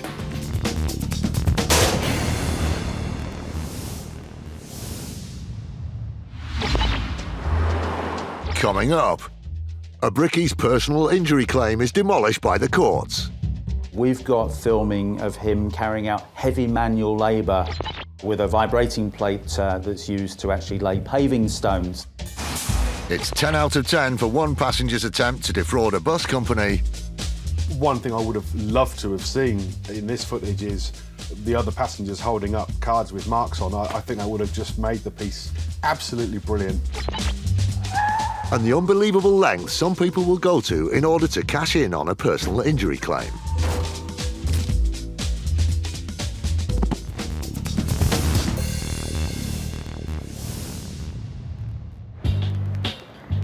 Over 30 million people make up the British workforce, with around 15% of those self-employed. But while being your own boss has its perks, such as flexible hours and lots of tea breaks, the biggest drawback is that when you don't work, you don't earn. So injury or illness can have a serious impact on your income. Someone who knows all about this is bricklayer Paul Havett, who injured his wrist so badly that he was forced to hang up his trowel for good. Fortunately, though, he was covered by an insurance policy that would pay out in the event of such a disaster. Richard Davies is AXA's head of fraud. Paul Havett was claiming for a life-changing sum of money. He was claiming for loss of earnings totalling £200,000. He claimed that he couldn't undertake his existing work as a bricklayer. He claimed that he couldn't do anything other than very, very light work. He said, for example, that he couldn't drive for long periods of time. Unsurprisingly, no money coming in quickly took its toll, and it wasn't long before Havett was struggling to keep his head above water. But thanks to AXA, he had a lifeline. He also told us that his mortgage was in arrears, and we immediately made a payment of £30,000 to ensure that Paul Havett could continue to live in his house. There was no disputing that Havett had suffered a genuine injury. However, with a potential payout of around £200,000, AXA wanted to double-check the foundation of his claim before they handed over any more money. We undertook some surveillance, and we didn't expect that to tell us anything other than Paul Havett was indeed very seriously injured and couldn't work. But we saw something completely different. They certainly did, and it was at this point that Havett's claim came crashing down like a ton of bricks. He told us that he wasn't able to work in the building trade, but we can see him working at roof level. He's picking up what appears to be a pretty long and heavy piece of wood. Hardly the actions of a man who's unable to work. We have footage of him driving a van over long periods of time. Well, taking the van out for a spin doesn't seem to be a problem. But when they saw the next bit of surveillance for a man laid up with a wrist injury, they couldn't believe their eyes. We've got filming of him carrying out heavy manual labour with a vibrating plate that's used to actually lay paving stones, which suggested that his wrist was nothing like as badly injured as he said it was. Havert had been well and truly rumbled. So AXA decided to do a bit more digging. When they looked into his bank account, it had built up some unexpected figures. Paul Havert told us that he was earning around £100 a week between December 2012 and May 2013. So we expected to see around £2,000 going into that bank account. That's not what we saw. We saw £33,000, which Paul Havert didn't explain to us. Havert had been blatantly lying, and as far as AXA were concerned, they'd been taken for a ride by a scheming builder and refused a £200,000 claim. Once we got the surveillance evidence that Paul Havert wasn't seriously injured, we chose to defend the claim. Paul Havert sued us on that basis, so we had to go to court to defend ourselves. The court agreed that £40,000 would be enough of a payout from AXA in light of his injury. But not wanting to let this criminal get away with it, AXA brought Havert in front of the judge again. And top of the agenda were his earnings. When this case got to court, Paul Havert actually admitted that he'd paid £30,000 into his bank account for manual labour that he'd undertaken whilst he'd said he was injured. As it turned out, it wasn't the damning footage that would get the better of him, but simply that he had been economical with the truth. That meant that the loss of earnings claims wasn't what he said it was, and the judge held that that was a significant lie and held him in contempt of court because of that. In January 2015, at Middlesbrough Crown Court, Paul Havert pleaded guilty to contempt of court and received a 6-month suspended prison sentence. During sentencing, the judge said Havert was escaping jail by the merest whisker. When somebody chooses to lie to us in this way, it must mean that they're either desperate to make money or they just think it's acceptable to take money that they're not entitled to. Havert's claim was settled at £40,000. As he had already received £30,000 during the early days of the claim, there was still £10,000 outstanding. But this criminal still didn't end up with it in his back pocket. The £10,000 which the judge ordered he should be paid was paid into a safe court account, so it's not money he actually received. And secondly, he was ordered to repay our costs, which were, at the end of the case, far larger than that £10,000. So much for a dodgy wrist. Think it's more of a slapped wrist now, sunshine.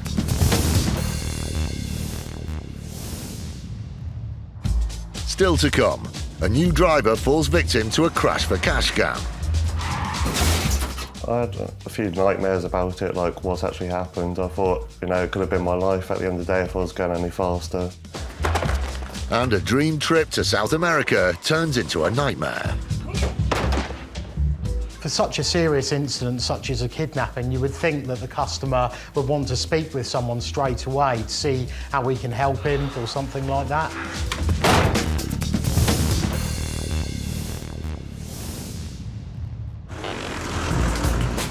With millions of vehicles on the UK's roads each day, the traffic in city centres can be chaos and accidents are inevitable.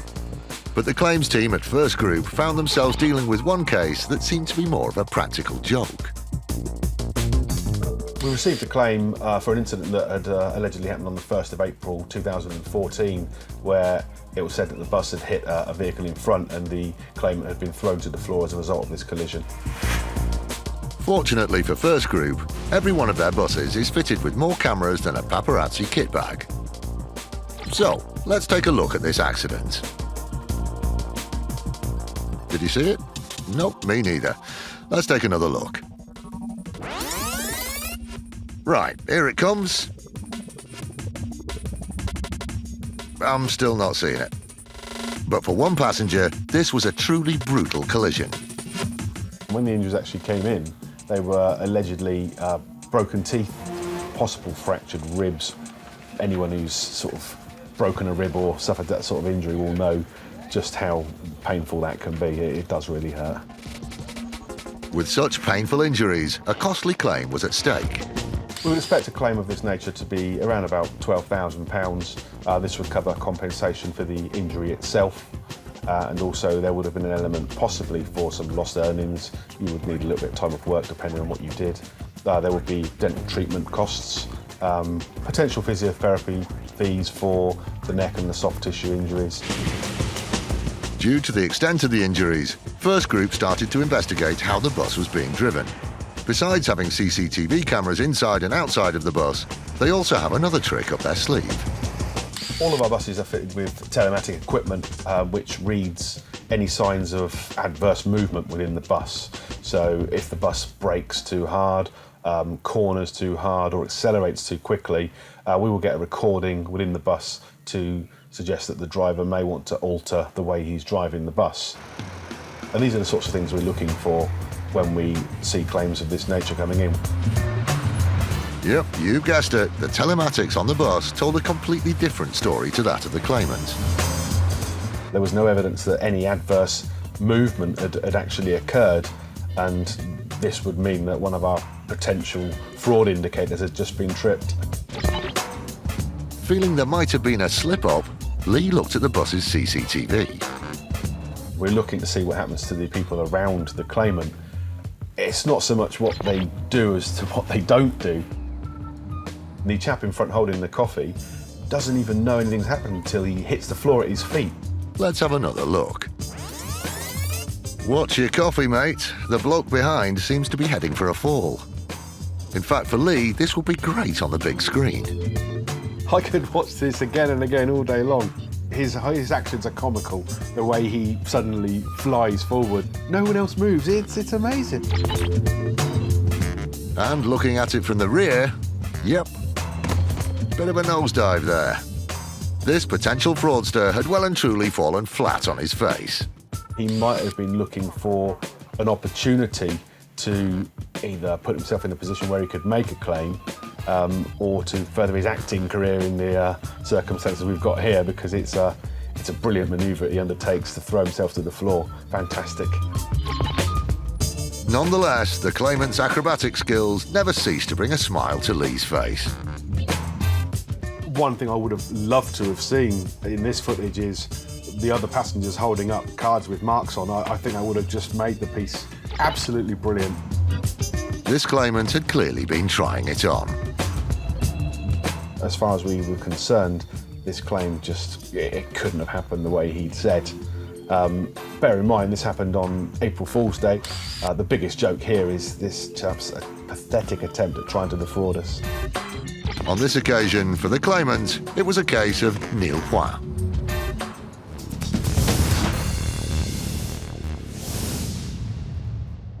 If you think our bloke on the bus's attempt to cash in was extreme, then brace yourselves, because in other parts of the world, there are people who will go to jaw-dropping lengths in order to cash in on an insurance payout. Now, driving abroad can be a daunting prospect. Unfamiliar road signs, locals who think they're Lewis Hamilton, and being on the wrong side of the road are just some of the things you need to contend with. But as these next clips show, they aren't the only things that you've got to dodge. I know this looks awful, but let's rewind a little. Is he running towards a moving car? A genuine personal injury claim could be ka-ching. But with play acting as pathetic as this, all this lad's earned himself is a proper rollicking from the driver, who tells him in no uncertain terms to get lost. Go on, pavement's over there. Maybe next time this young man will think twice before he throws himself on the bonnet of a moving car.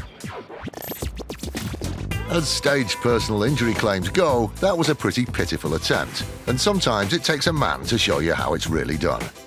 Now, how dangerous could driving around a Korean car park be? Not dangerous at all, you say? Think again. Yep, that's another potty pedestrian running towards a moving car, only this fella really means business. And one for luck. That should do it. On the replay, this one's even worse.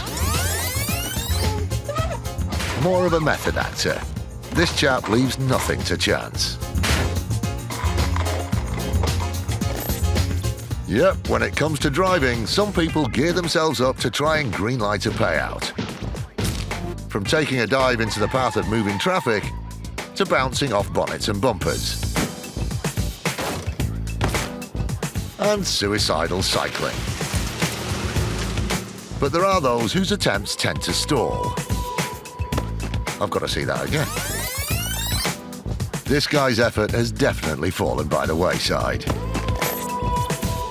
But this has to be one of the most useless attempts I've seen. She can't even be bothered running at the car. Some people will do anything for a lift home. Seriously, playing dead isn't going to get this woman anywhere. Come on, get up and go home. But for any potential fraudsters out there who think this is an easy scam to a fast bit of cash, beware. Because sometimes you can wind up the wrong driver.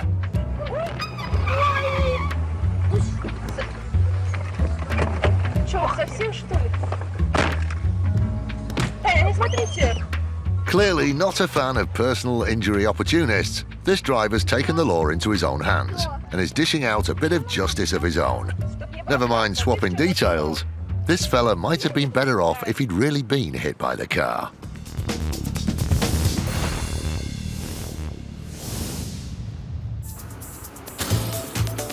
Crash for cash is becoming a major policing issue.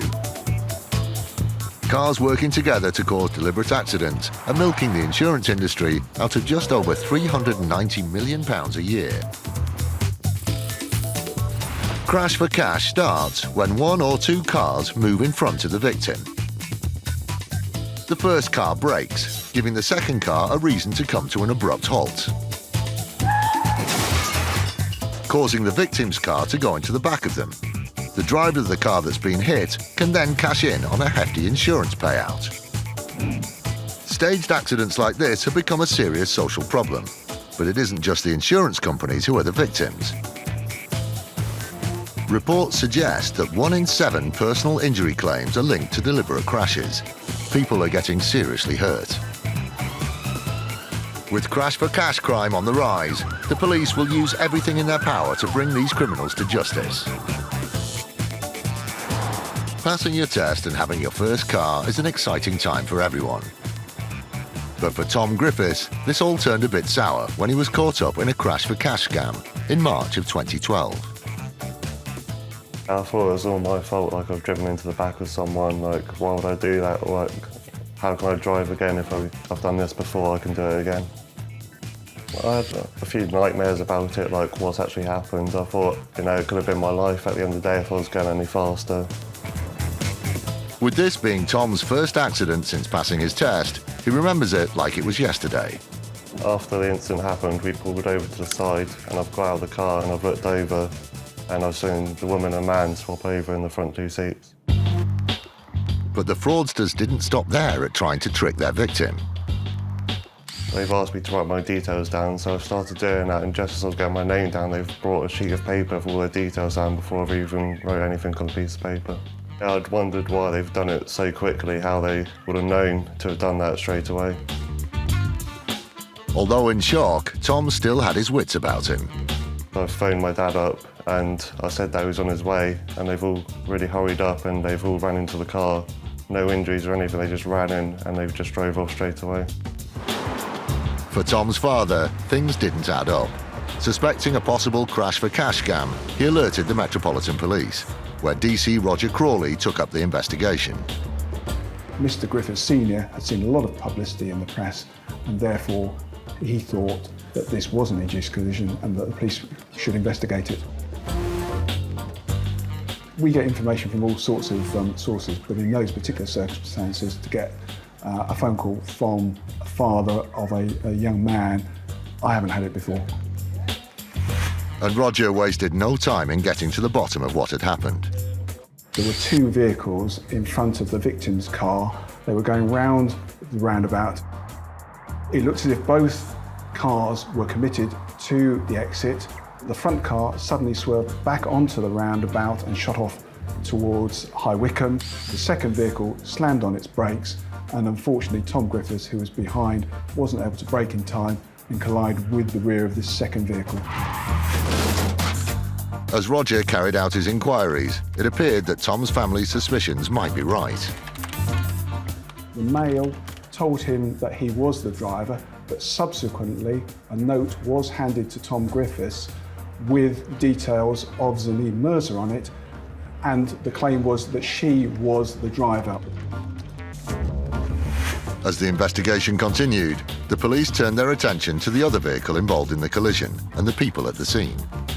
I found out that the vehicle had only been registered in Zainab Mirza's name for 12 days prior to the accident, and insurance had only been taken out 4 days earlier, both in her name and Mohammed Khalid's. I was immediately suspicious of the circumstances, and from previous experience, this is indicative perhaps that it could be an induced collision. With the odds stacked against them, they were brought in for questioning. First up was Mercer. When I interviewed her, she denied any knowledge of the accident. She denied she'd had any contact with Khalid, denied knowing him in any shape or form. However, Khalid had a completely different story. He told me that his daughter was best friends with Zainab Mirza and they went to college together, which totally threw everything that she'd said. Khalid also denied even being at the scene of the collision, but Roger had a vital piece of evidence that well and truly blew that defence right out of the water. There was a note that was handed by the person that purported to be the driver to Tom Griffiths. I subsequently had that forensically examined and I was able to prove that Mohammed Khalid must have handled that note, and therefore he must have been there at the time of the collision. With all evidence pointing toward them, the fraudsters appeared at Southwark Crown Court and pleaded guilty to conspiracy to defraud. Mohammed Khalid was sentenced to 10 months in prison. Zainab Mirza received 240 hours community service. The downfall was the forensic evidence ultimately, and the fact that Tom Griffiths' father took it on himself to come to police and asked me to take up the mantle of investigating it, which we did, and obviously then we were able to get the conviction at court. It's estimated that the cost of these fraudsters' con was going to be in the region of £10,000. But it doesn't just put a dent in the insurers' pockets. When it comes to car insurance for young, inexperienced drivers, it's an expensive game, with cover costing on average over £1,000. Well, Tom Griffiths was only 19 years old, and as anyone will know, 19-year-olds pay a huge amount of insurance. If they have an insurance claim, that premium is going to go up enormously. Therefore, it's very unfair on somebody of that age to have to pay increased premiums for something that really wasn't their fault. And news of the conviction has helped Tom to move on. The fact that they face justice now, I can go out and live my life, I can drive normally. I feel like I was just the unfortunate one in the wrong place at the wrong time, really. Just I couldn't have done anything else, what happened.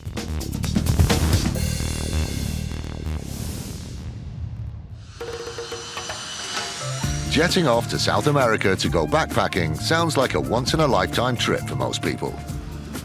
Taking in the sights and sounds of Venezuela would be a dream. But sometimes, the dream can turn sour.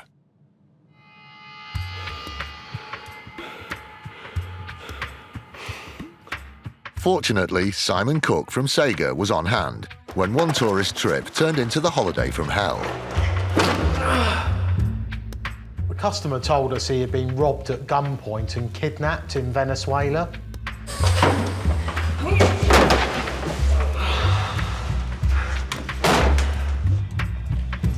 We take reports of kidnappings and robberies at gunpoint extremely seriously because this could be an entirely genuine claim.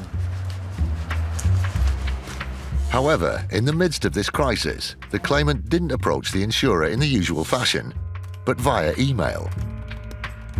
The email was quite strange because in the subject line, the customer had written urgent with exclamation marks, and then in the body of the email had stated he had been kidnapped and robbed. From the start, the customer's behaviour was cause for concern. We didn't understand why he wouldn't have just picked up the phone and called us. For such a serious incident, such as a kidnapping, you would think that the customer would want to speak with someone straight away to see how we can help him, give him some advice on to go and see the consulate or something like that. Considering it was such a traumatic experience, the claimant's actions were suspicious enough. But the items he was claiming for just didn't make any sense. The £8,000 claimed was for all manner of designer clothing, fishing equipment. A fishing rod? He obviously thought Sega were going to fall for this hook, line and sinker.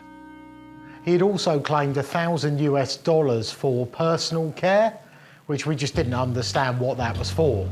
Personal care? I don't either, mate. But it seemed like this potential fraudster had intentions of being the best-dressed backpacker in town.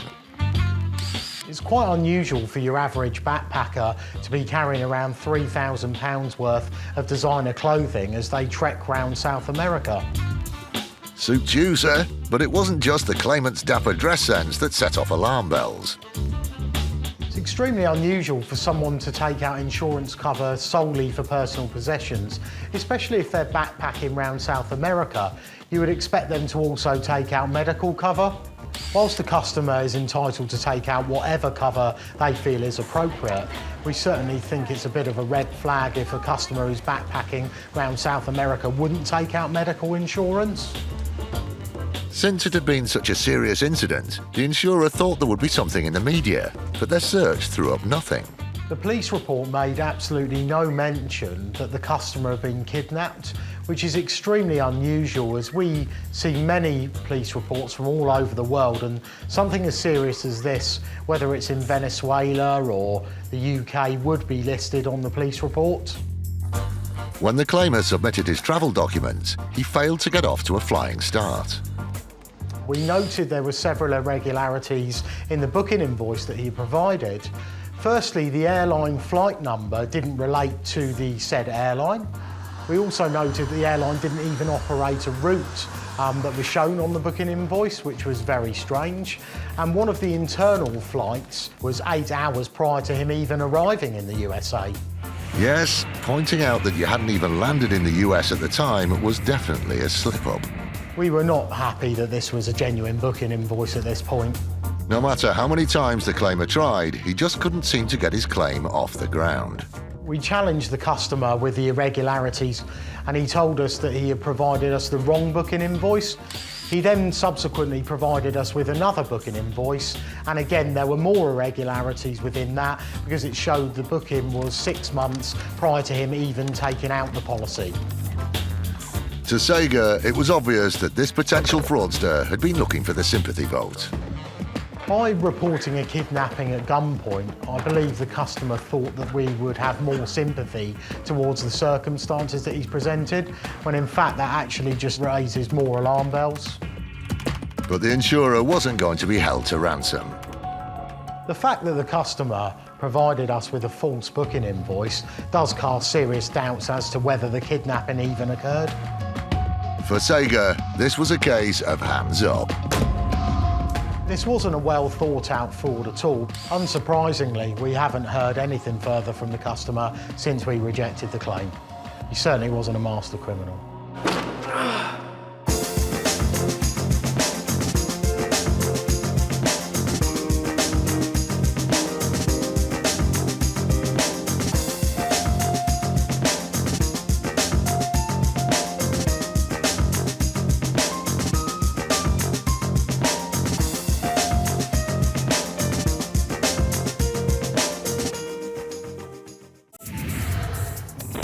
Insurance fraud in the UK has hit epidemic levels. It's costing us over £1.3 billion every year. That's almost £3.6 million every day. Deliberate crashes, bogus personal injuries, even phantom pets. The fraudsters are risking more and more to make a quick killing, and every year it's adding over £50 to your insurance bill. But insurers are fighting back, exposing 14 fake claims every hour. Armed with covert surveillance systems, That's the subject out the vehicle. sophisticated data analysis techniques, and a number of highly skilled police units, they're catching the criminals red-handed. Just don't lie to us. All those con men, scammers and cheats on the fiddle are now caught in the act and claimed and shamed.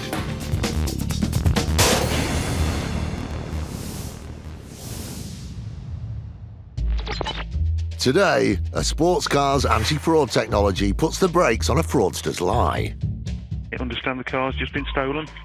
Yes, mate. Well, it was between 10 o'clock last night and I've only just noticed it's been gone, mate, yeah. I'll tell you now, sir, there's a tracker in it. Excellent. A drinker attempts to make a claim despite CCTV knocking back their story. The response we received back was that they were proceeding with the claim. We were shocked.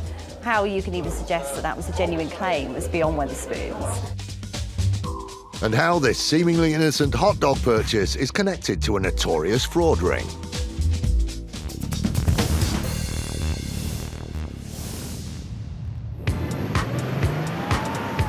With over 400,000 cars written off every year, drivers can be left stranded if they don't have replacement wheels.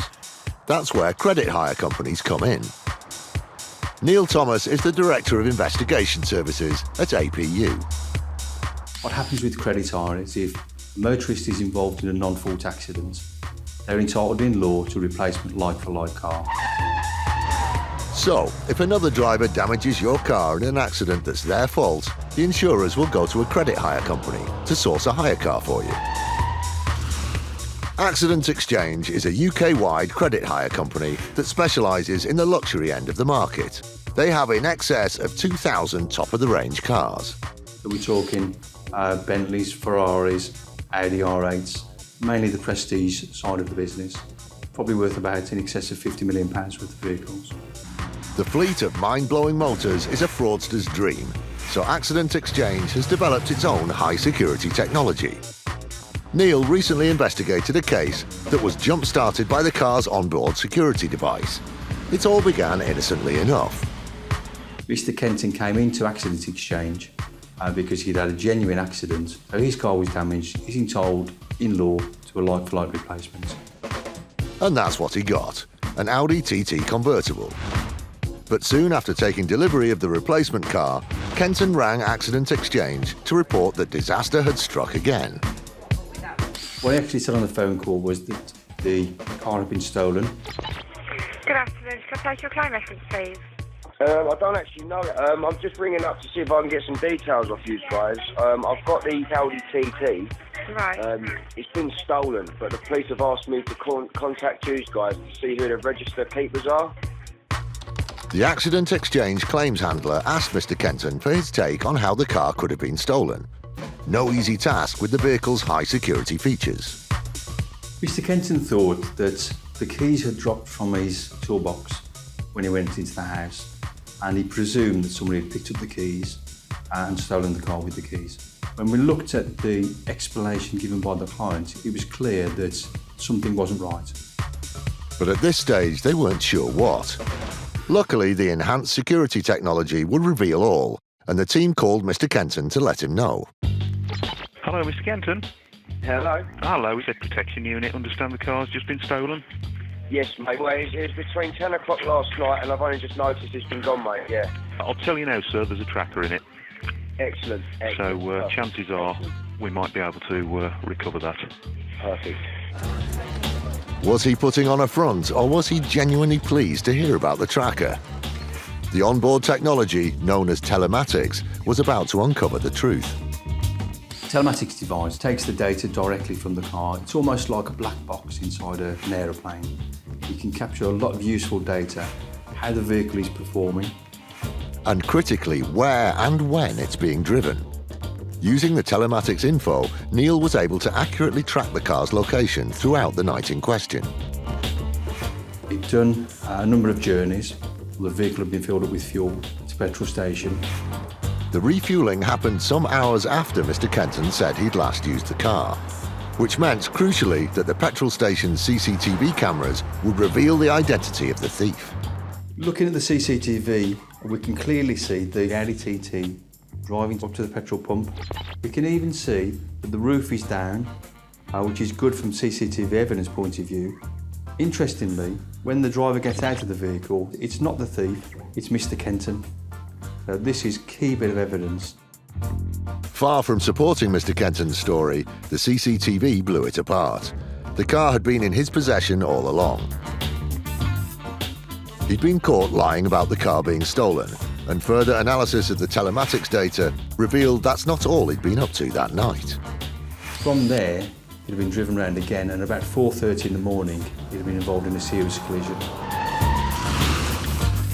The speeds we're talking about are probably in excess of 90 miles an hour prior to the collision. The collision itself was approximately 66 miles per hour. The vehicle has hit a number of stationary vehicles. He's lucky not to be injured, and he ran off from the scene. So, there's a number of innocent motorists there that have had their cars damaged. He'd been speeding, smashed into multiple vehicles, and then left the scene of the accident, which was enough to drive him to lie about the car being stolen.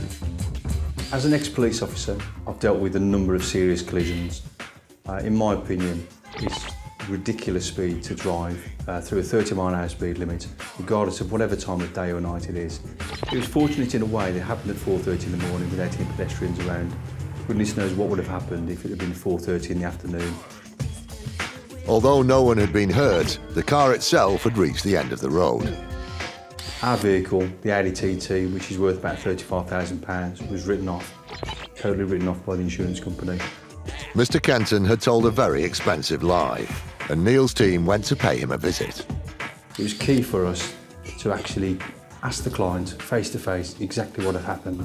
He said in his statement to us he'd last seen the car at 10 o'clock the previous night.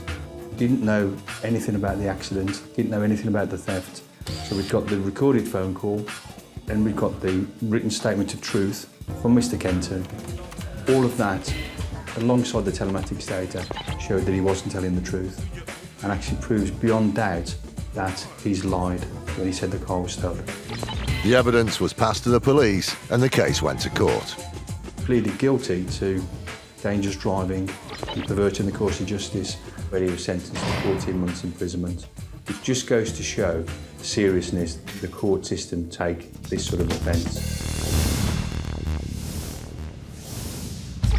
Later, a personal injury claim for faulty furniture is toppled by CCTV. It's quite clear from the footage that it didn't happen. It's quite clear from the footage that she broke our chair, and it was quite clear from the footage that it wasn't a genuine accident and no injuries were sustained. And a claimant goes on the defensive when their motor insurance scam is stopped in its tracks. When you get asked certain questions, where did you buy it? Have I lost it before? It makes you think, well, could there have been another circumstance or dilemma that you're trying to oppose?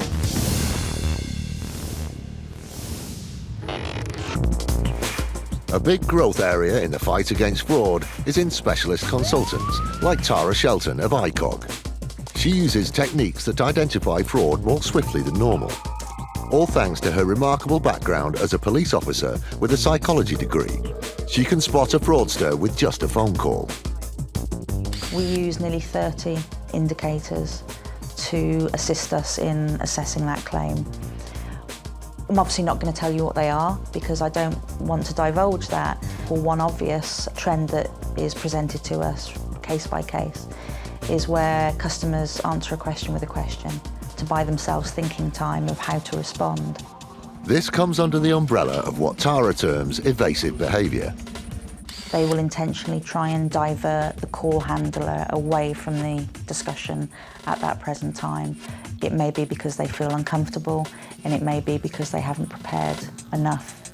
As far as Tara's concerned, there's no one type of person who commits insurance fraud. I think the people that make claims actually range in how they present themselves, so you will get the individuals that are stupid. You will also get the individuals that don't even think that an insurer would assess a claim and that you should simply provide a police crime number and an invoice, and that's all that's required. These are the ones that totally underestimate Tara and her associates in the industry. These days, all the information that's provided is analysed and cross-checked. So fraudsters with skeletons in their closets find their past can come back to haunt them. Neil McFarlane is the managing director of TH March & Co., a company that provides specialist insurance for jewellery. They were contacted by a man who'd taken out a policy with the company. The claim was originally notified us relating to a ring and a chunky gold bracelet which were stolen by means of assault by 2 raiders with the combined value coming in at just under £10,000. Just had the most horrendous weekend, and I got mugged outside my house in broad daylight. Just a very stressful weekend, put it that way. How's your weekend been better than mine? Being mugged isn't something you'd normally laugh about, and that wasn't the only bizarre thing about the claimant's behaviour. What we found slightly unusual about the circumstance of this claim was that the assault took place outside the claimant's home. Rather than go back into his house, he got into his car, drove to an unknown destination, and sat in his car for half an hour before contacting the police. The claimant's version of events simply didn't ring true. Because the value of this claim was nearly £10,000, and the fact it wasn't immediately reported to the police straight after the incident, we found this to be slightly suspicious. If I'd been assaulted outside my house, I don't know about you, but the first thing I would have done is gone back inside my home and phoned the police from there so they could attend the scene of the crime and then carry out a search in the local area for the perpetrators of that particular attack. TH March decided that before the claim could be progressed, they needed more information. What made this particular case difficult was that upon further questioning, the claimant became quite evasive and tried to derail the conversation and take it away from the facts trying to be established. It wasn't just my jewellery, they took a wallet as well, with on card in it and stuff like that. So yeah, very informative. So whatever the procedure is, what's the procedure now? The claimant tries to steer the conversation away from the details of what happened and towards the claim's procedure. Concerned, TH March looked into his past insurance history. What we found slightly strange is that 12 months beforehand, this particular claimant had also been assaulted at his home, again by 2 attackers. Now, the chances of being assaulted once are quite remote. The chance of being assaulted twice within a 12-month period is extremely remote.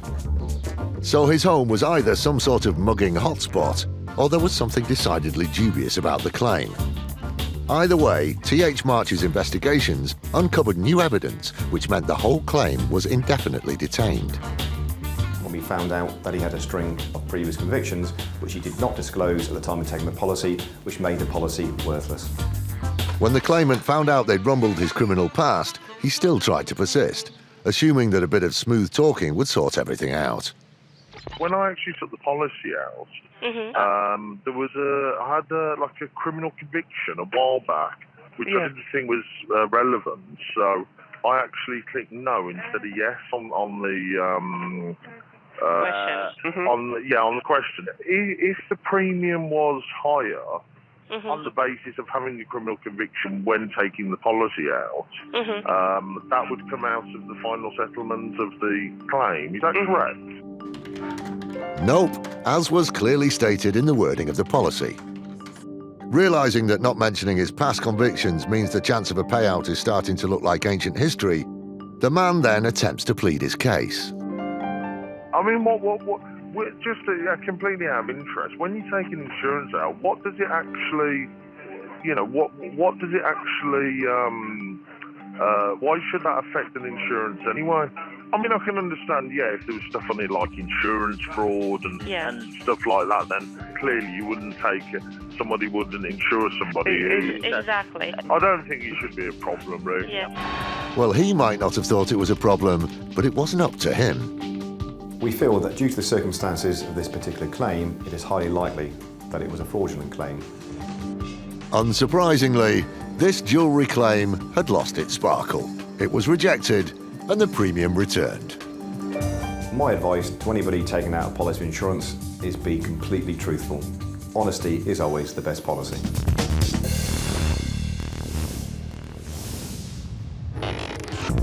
For some, a quiet pint in the local can be a great way to kickstart the weekend after a busy week. What you don't expect is to be seriously injured. This CCTV shows a pub manager from UK-wide chain JD Wetherspoon hurrying to attend to an incident in the beer garden. A woman who claims to have been injured is seen next to a broken chair. She then hobbles back into the pub, assisted by a pal. Katie Doyle is part of JD Wetherspoon's in-house legal team. They were contacted by the injured woman's representatives with an account of what had happened. We received a letter from the claimant's solicitors outlining that the claimant had a fall in the beer garden. The claimant said that she was sitting on the chair collapsed, and when the chair collapsed, she obviously sustained personal injury. The woman was claiming that the accident had happened as a result of a defective chair, and therefore the pub was at fault. On the face of it, her account matched what the pub manager had observed when he first arrived on the scene of the accident. But what the claimant didn't count on was another witness in the form of the pub garden's CCTV camera. The pub manager revealed that he had the CCTV footage, and it wasn't as the claimant was saying it was. In fact, rewinding the footage reveals a very different story. 6.5 minutes before the pub manager was called out to help the injured woman, this was what had happened. The claimant was sitting at one end of the beer garden, but it was in the shade. She then decided to move with the rest of her party to the other side of the beer garden. They then realised that the arm of the chair was a little bit wobbly. She started wobbling the arm of the chair. Something tells me she wasn't a qualified carpenter interested in the chair's construction. They then broke the arm of the chair. What they then realised is that this could be a potential claim. So they picked up the chair, moved it and positioned it on its side on the floor, at which point the claimant positioned herself as if the chair had collapsed from beneath her. The pub manager is then called and comes out to offer assistance. So it was clear from the CCTV footage that the incident didn't occur as the claimant was saying it did. She broke the chair and caused the chair to then be a hazard. So alarm bells started to ring at head office. The legal department obviously realised that it wasn't a genuine claim.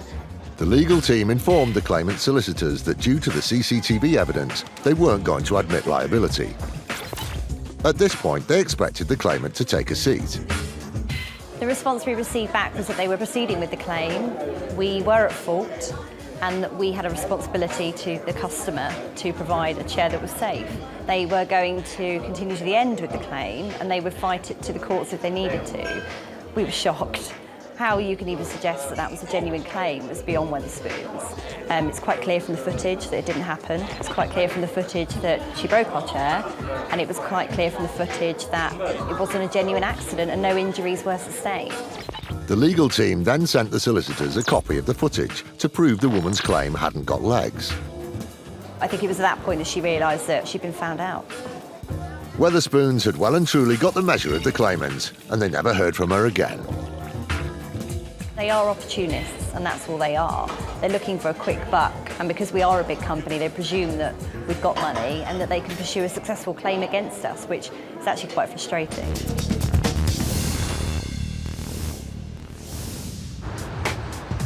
The Wetherspoons one didn't even bother to fake a fall.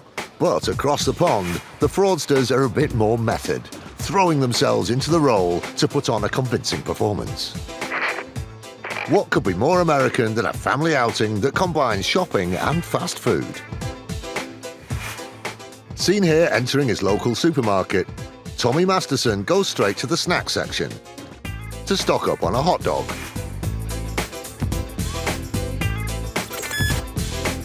Minutes later, an apparently unrelated incident occurs when, in another part of the supermarket, Lisa Vanilla suffers a horrific accident. The dramatic fall leaves her floored and helpless. Other shoppers rush to the women's apparel section to help. And the Phoenix Fire Department is on the scene within minutes, ensuring that the stricken shopper is given the first aid she so desperately requires. Vanilla later contacted the supermarket to claim compensation for her injuries, which she alleged had been caused by slipping on an unattended hot dog. She claimed the company had been negligent by not making the floor safe for shoppers. The supermarket decided to check out her story, and investigators studied the store's CCTV. It was only then that they realised that Masterson's hot dog purchase and Vanilla's fall were in fact related. The fall certainly looks dramatic, but seconds before, Masterson appears, hot dog in hand, apparently scanning the area.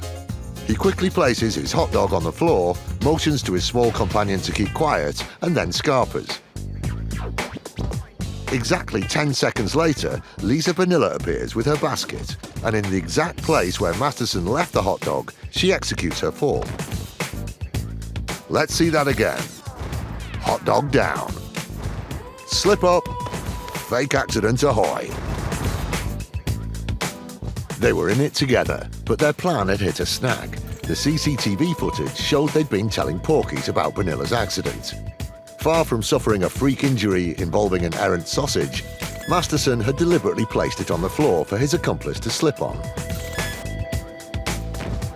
The supermarket wasn't prepared to swallow the slippery hot dog story. They threw out the claim and passed their evidence to the authorities. It subsequently emerged that the dubious duo had used the slip and fall scam in 2 other locations, each time claiming that a hazardous hot dog had been the main culprit. If Masterson and Vanilla thought their scam would bring home the bacon, they were wrong. At court, they both pleaded guilty to insurance fraud. Masterson received 3 years probation and a fine, and Vanilla was sentenced to a year in the slammer.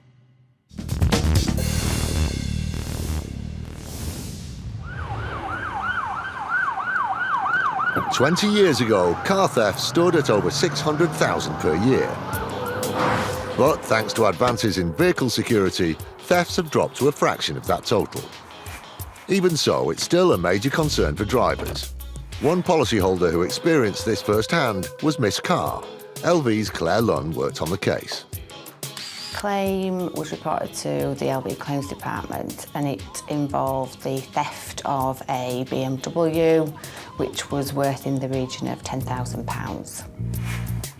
So when was it that you discovered the vehicle missing? When I returned to the car, which was around about 8 in the evening. Okay, so what are the chances that anyone known or connected to you could have taken the vehicle? I would say pretty small. During the phone call, Miss Carr seemed vague about the details and the insurers became concerned. The sequence of events that she gave with regards to the theft of a vehicle were inconsistent, and therefore we felt that we needed to investigate it further. During a subsequent call, the claims handler requested the vehicle documents and the keys, the claimant having confirmed that she still had both sets. So if obviously you have both the keys, how do you believe the vehicle was taken? To be honest, I wouldn't even know, and I would like to know. I don't see how anybody, I know it's not impossible, but I don't think anyone has the right or can see how someone could even do that. Bang out of order. Bang out of order is a description that could also be applied to the keys that she eventually sent in.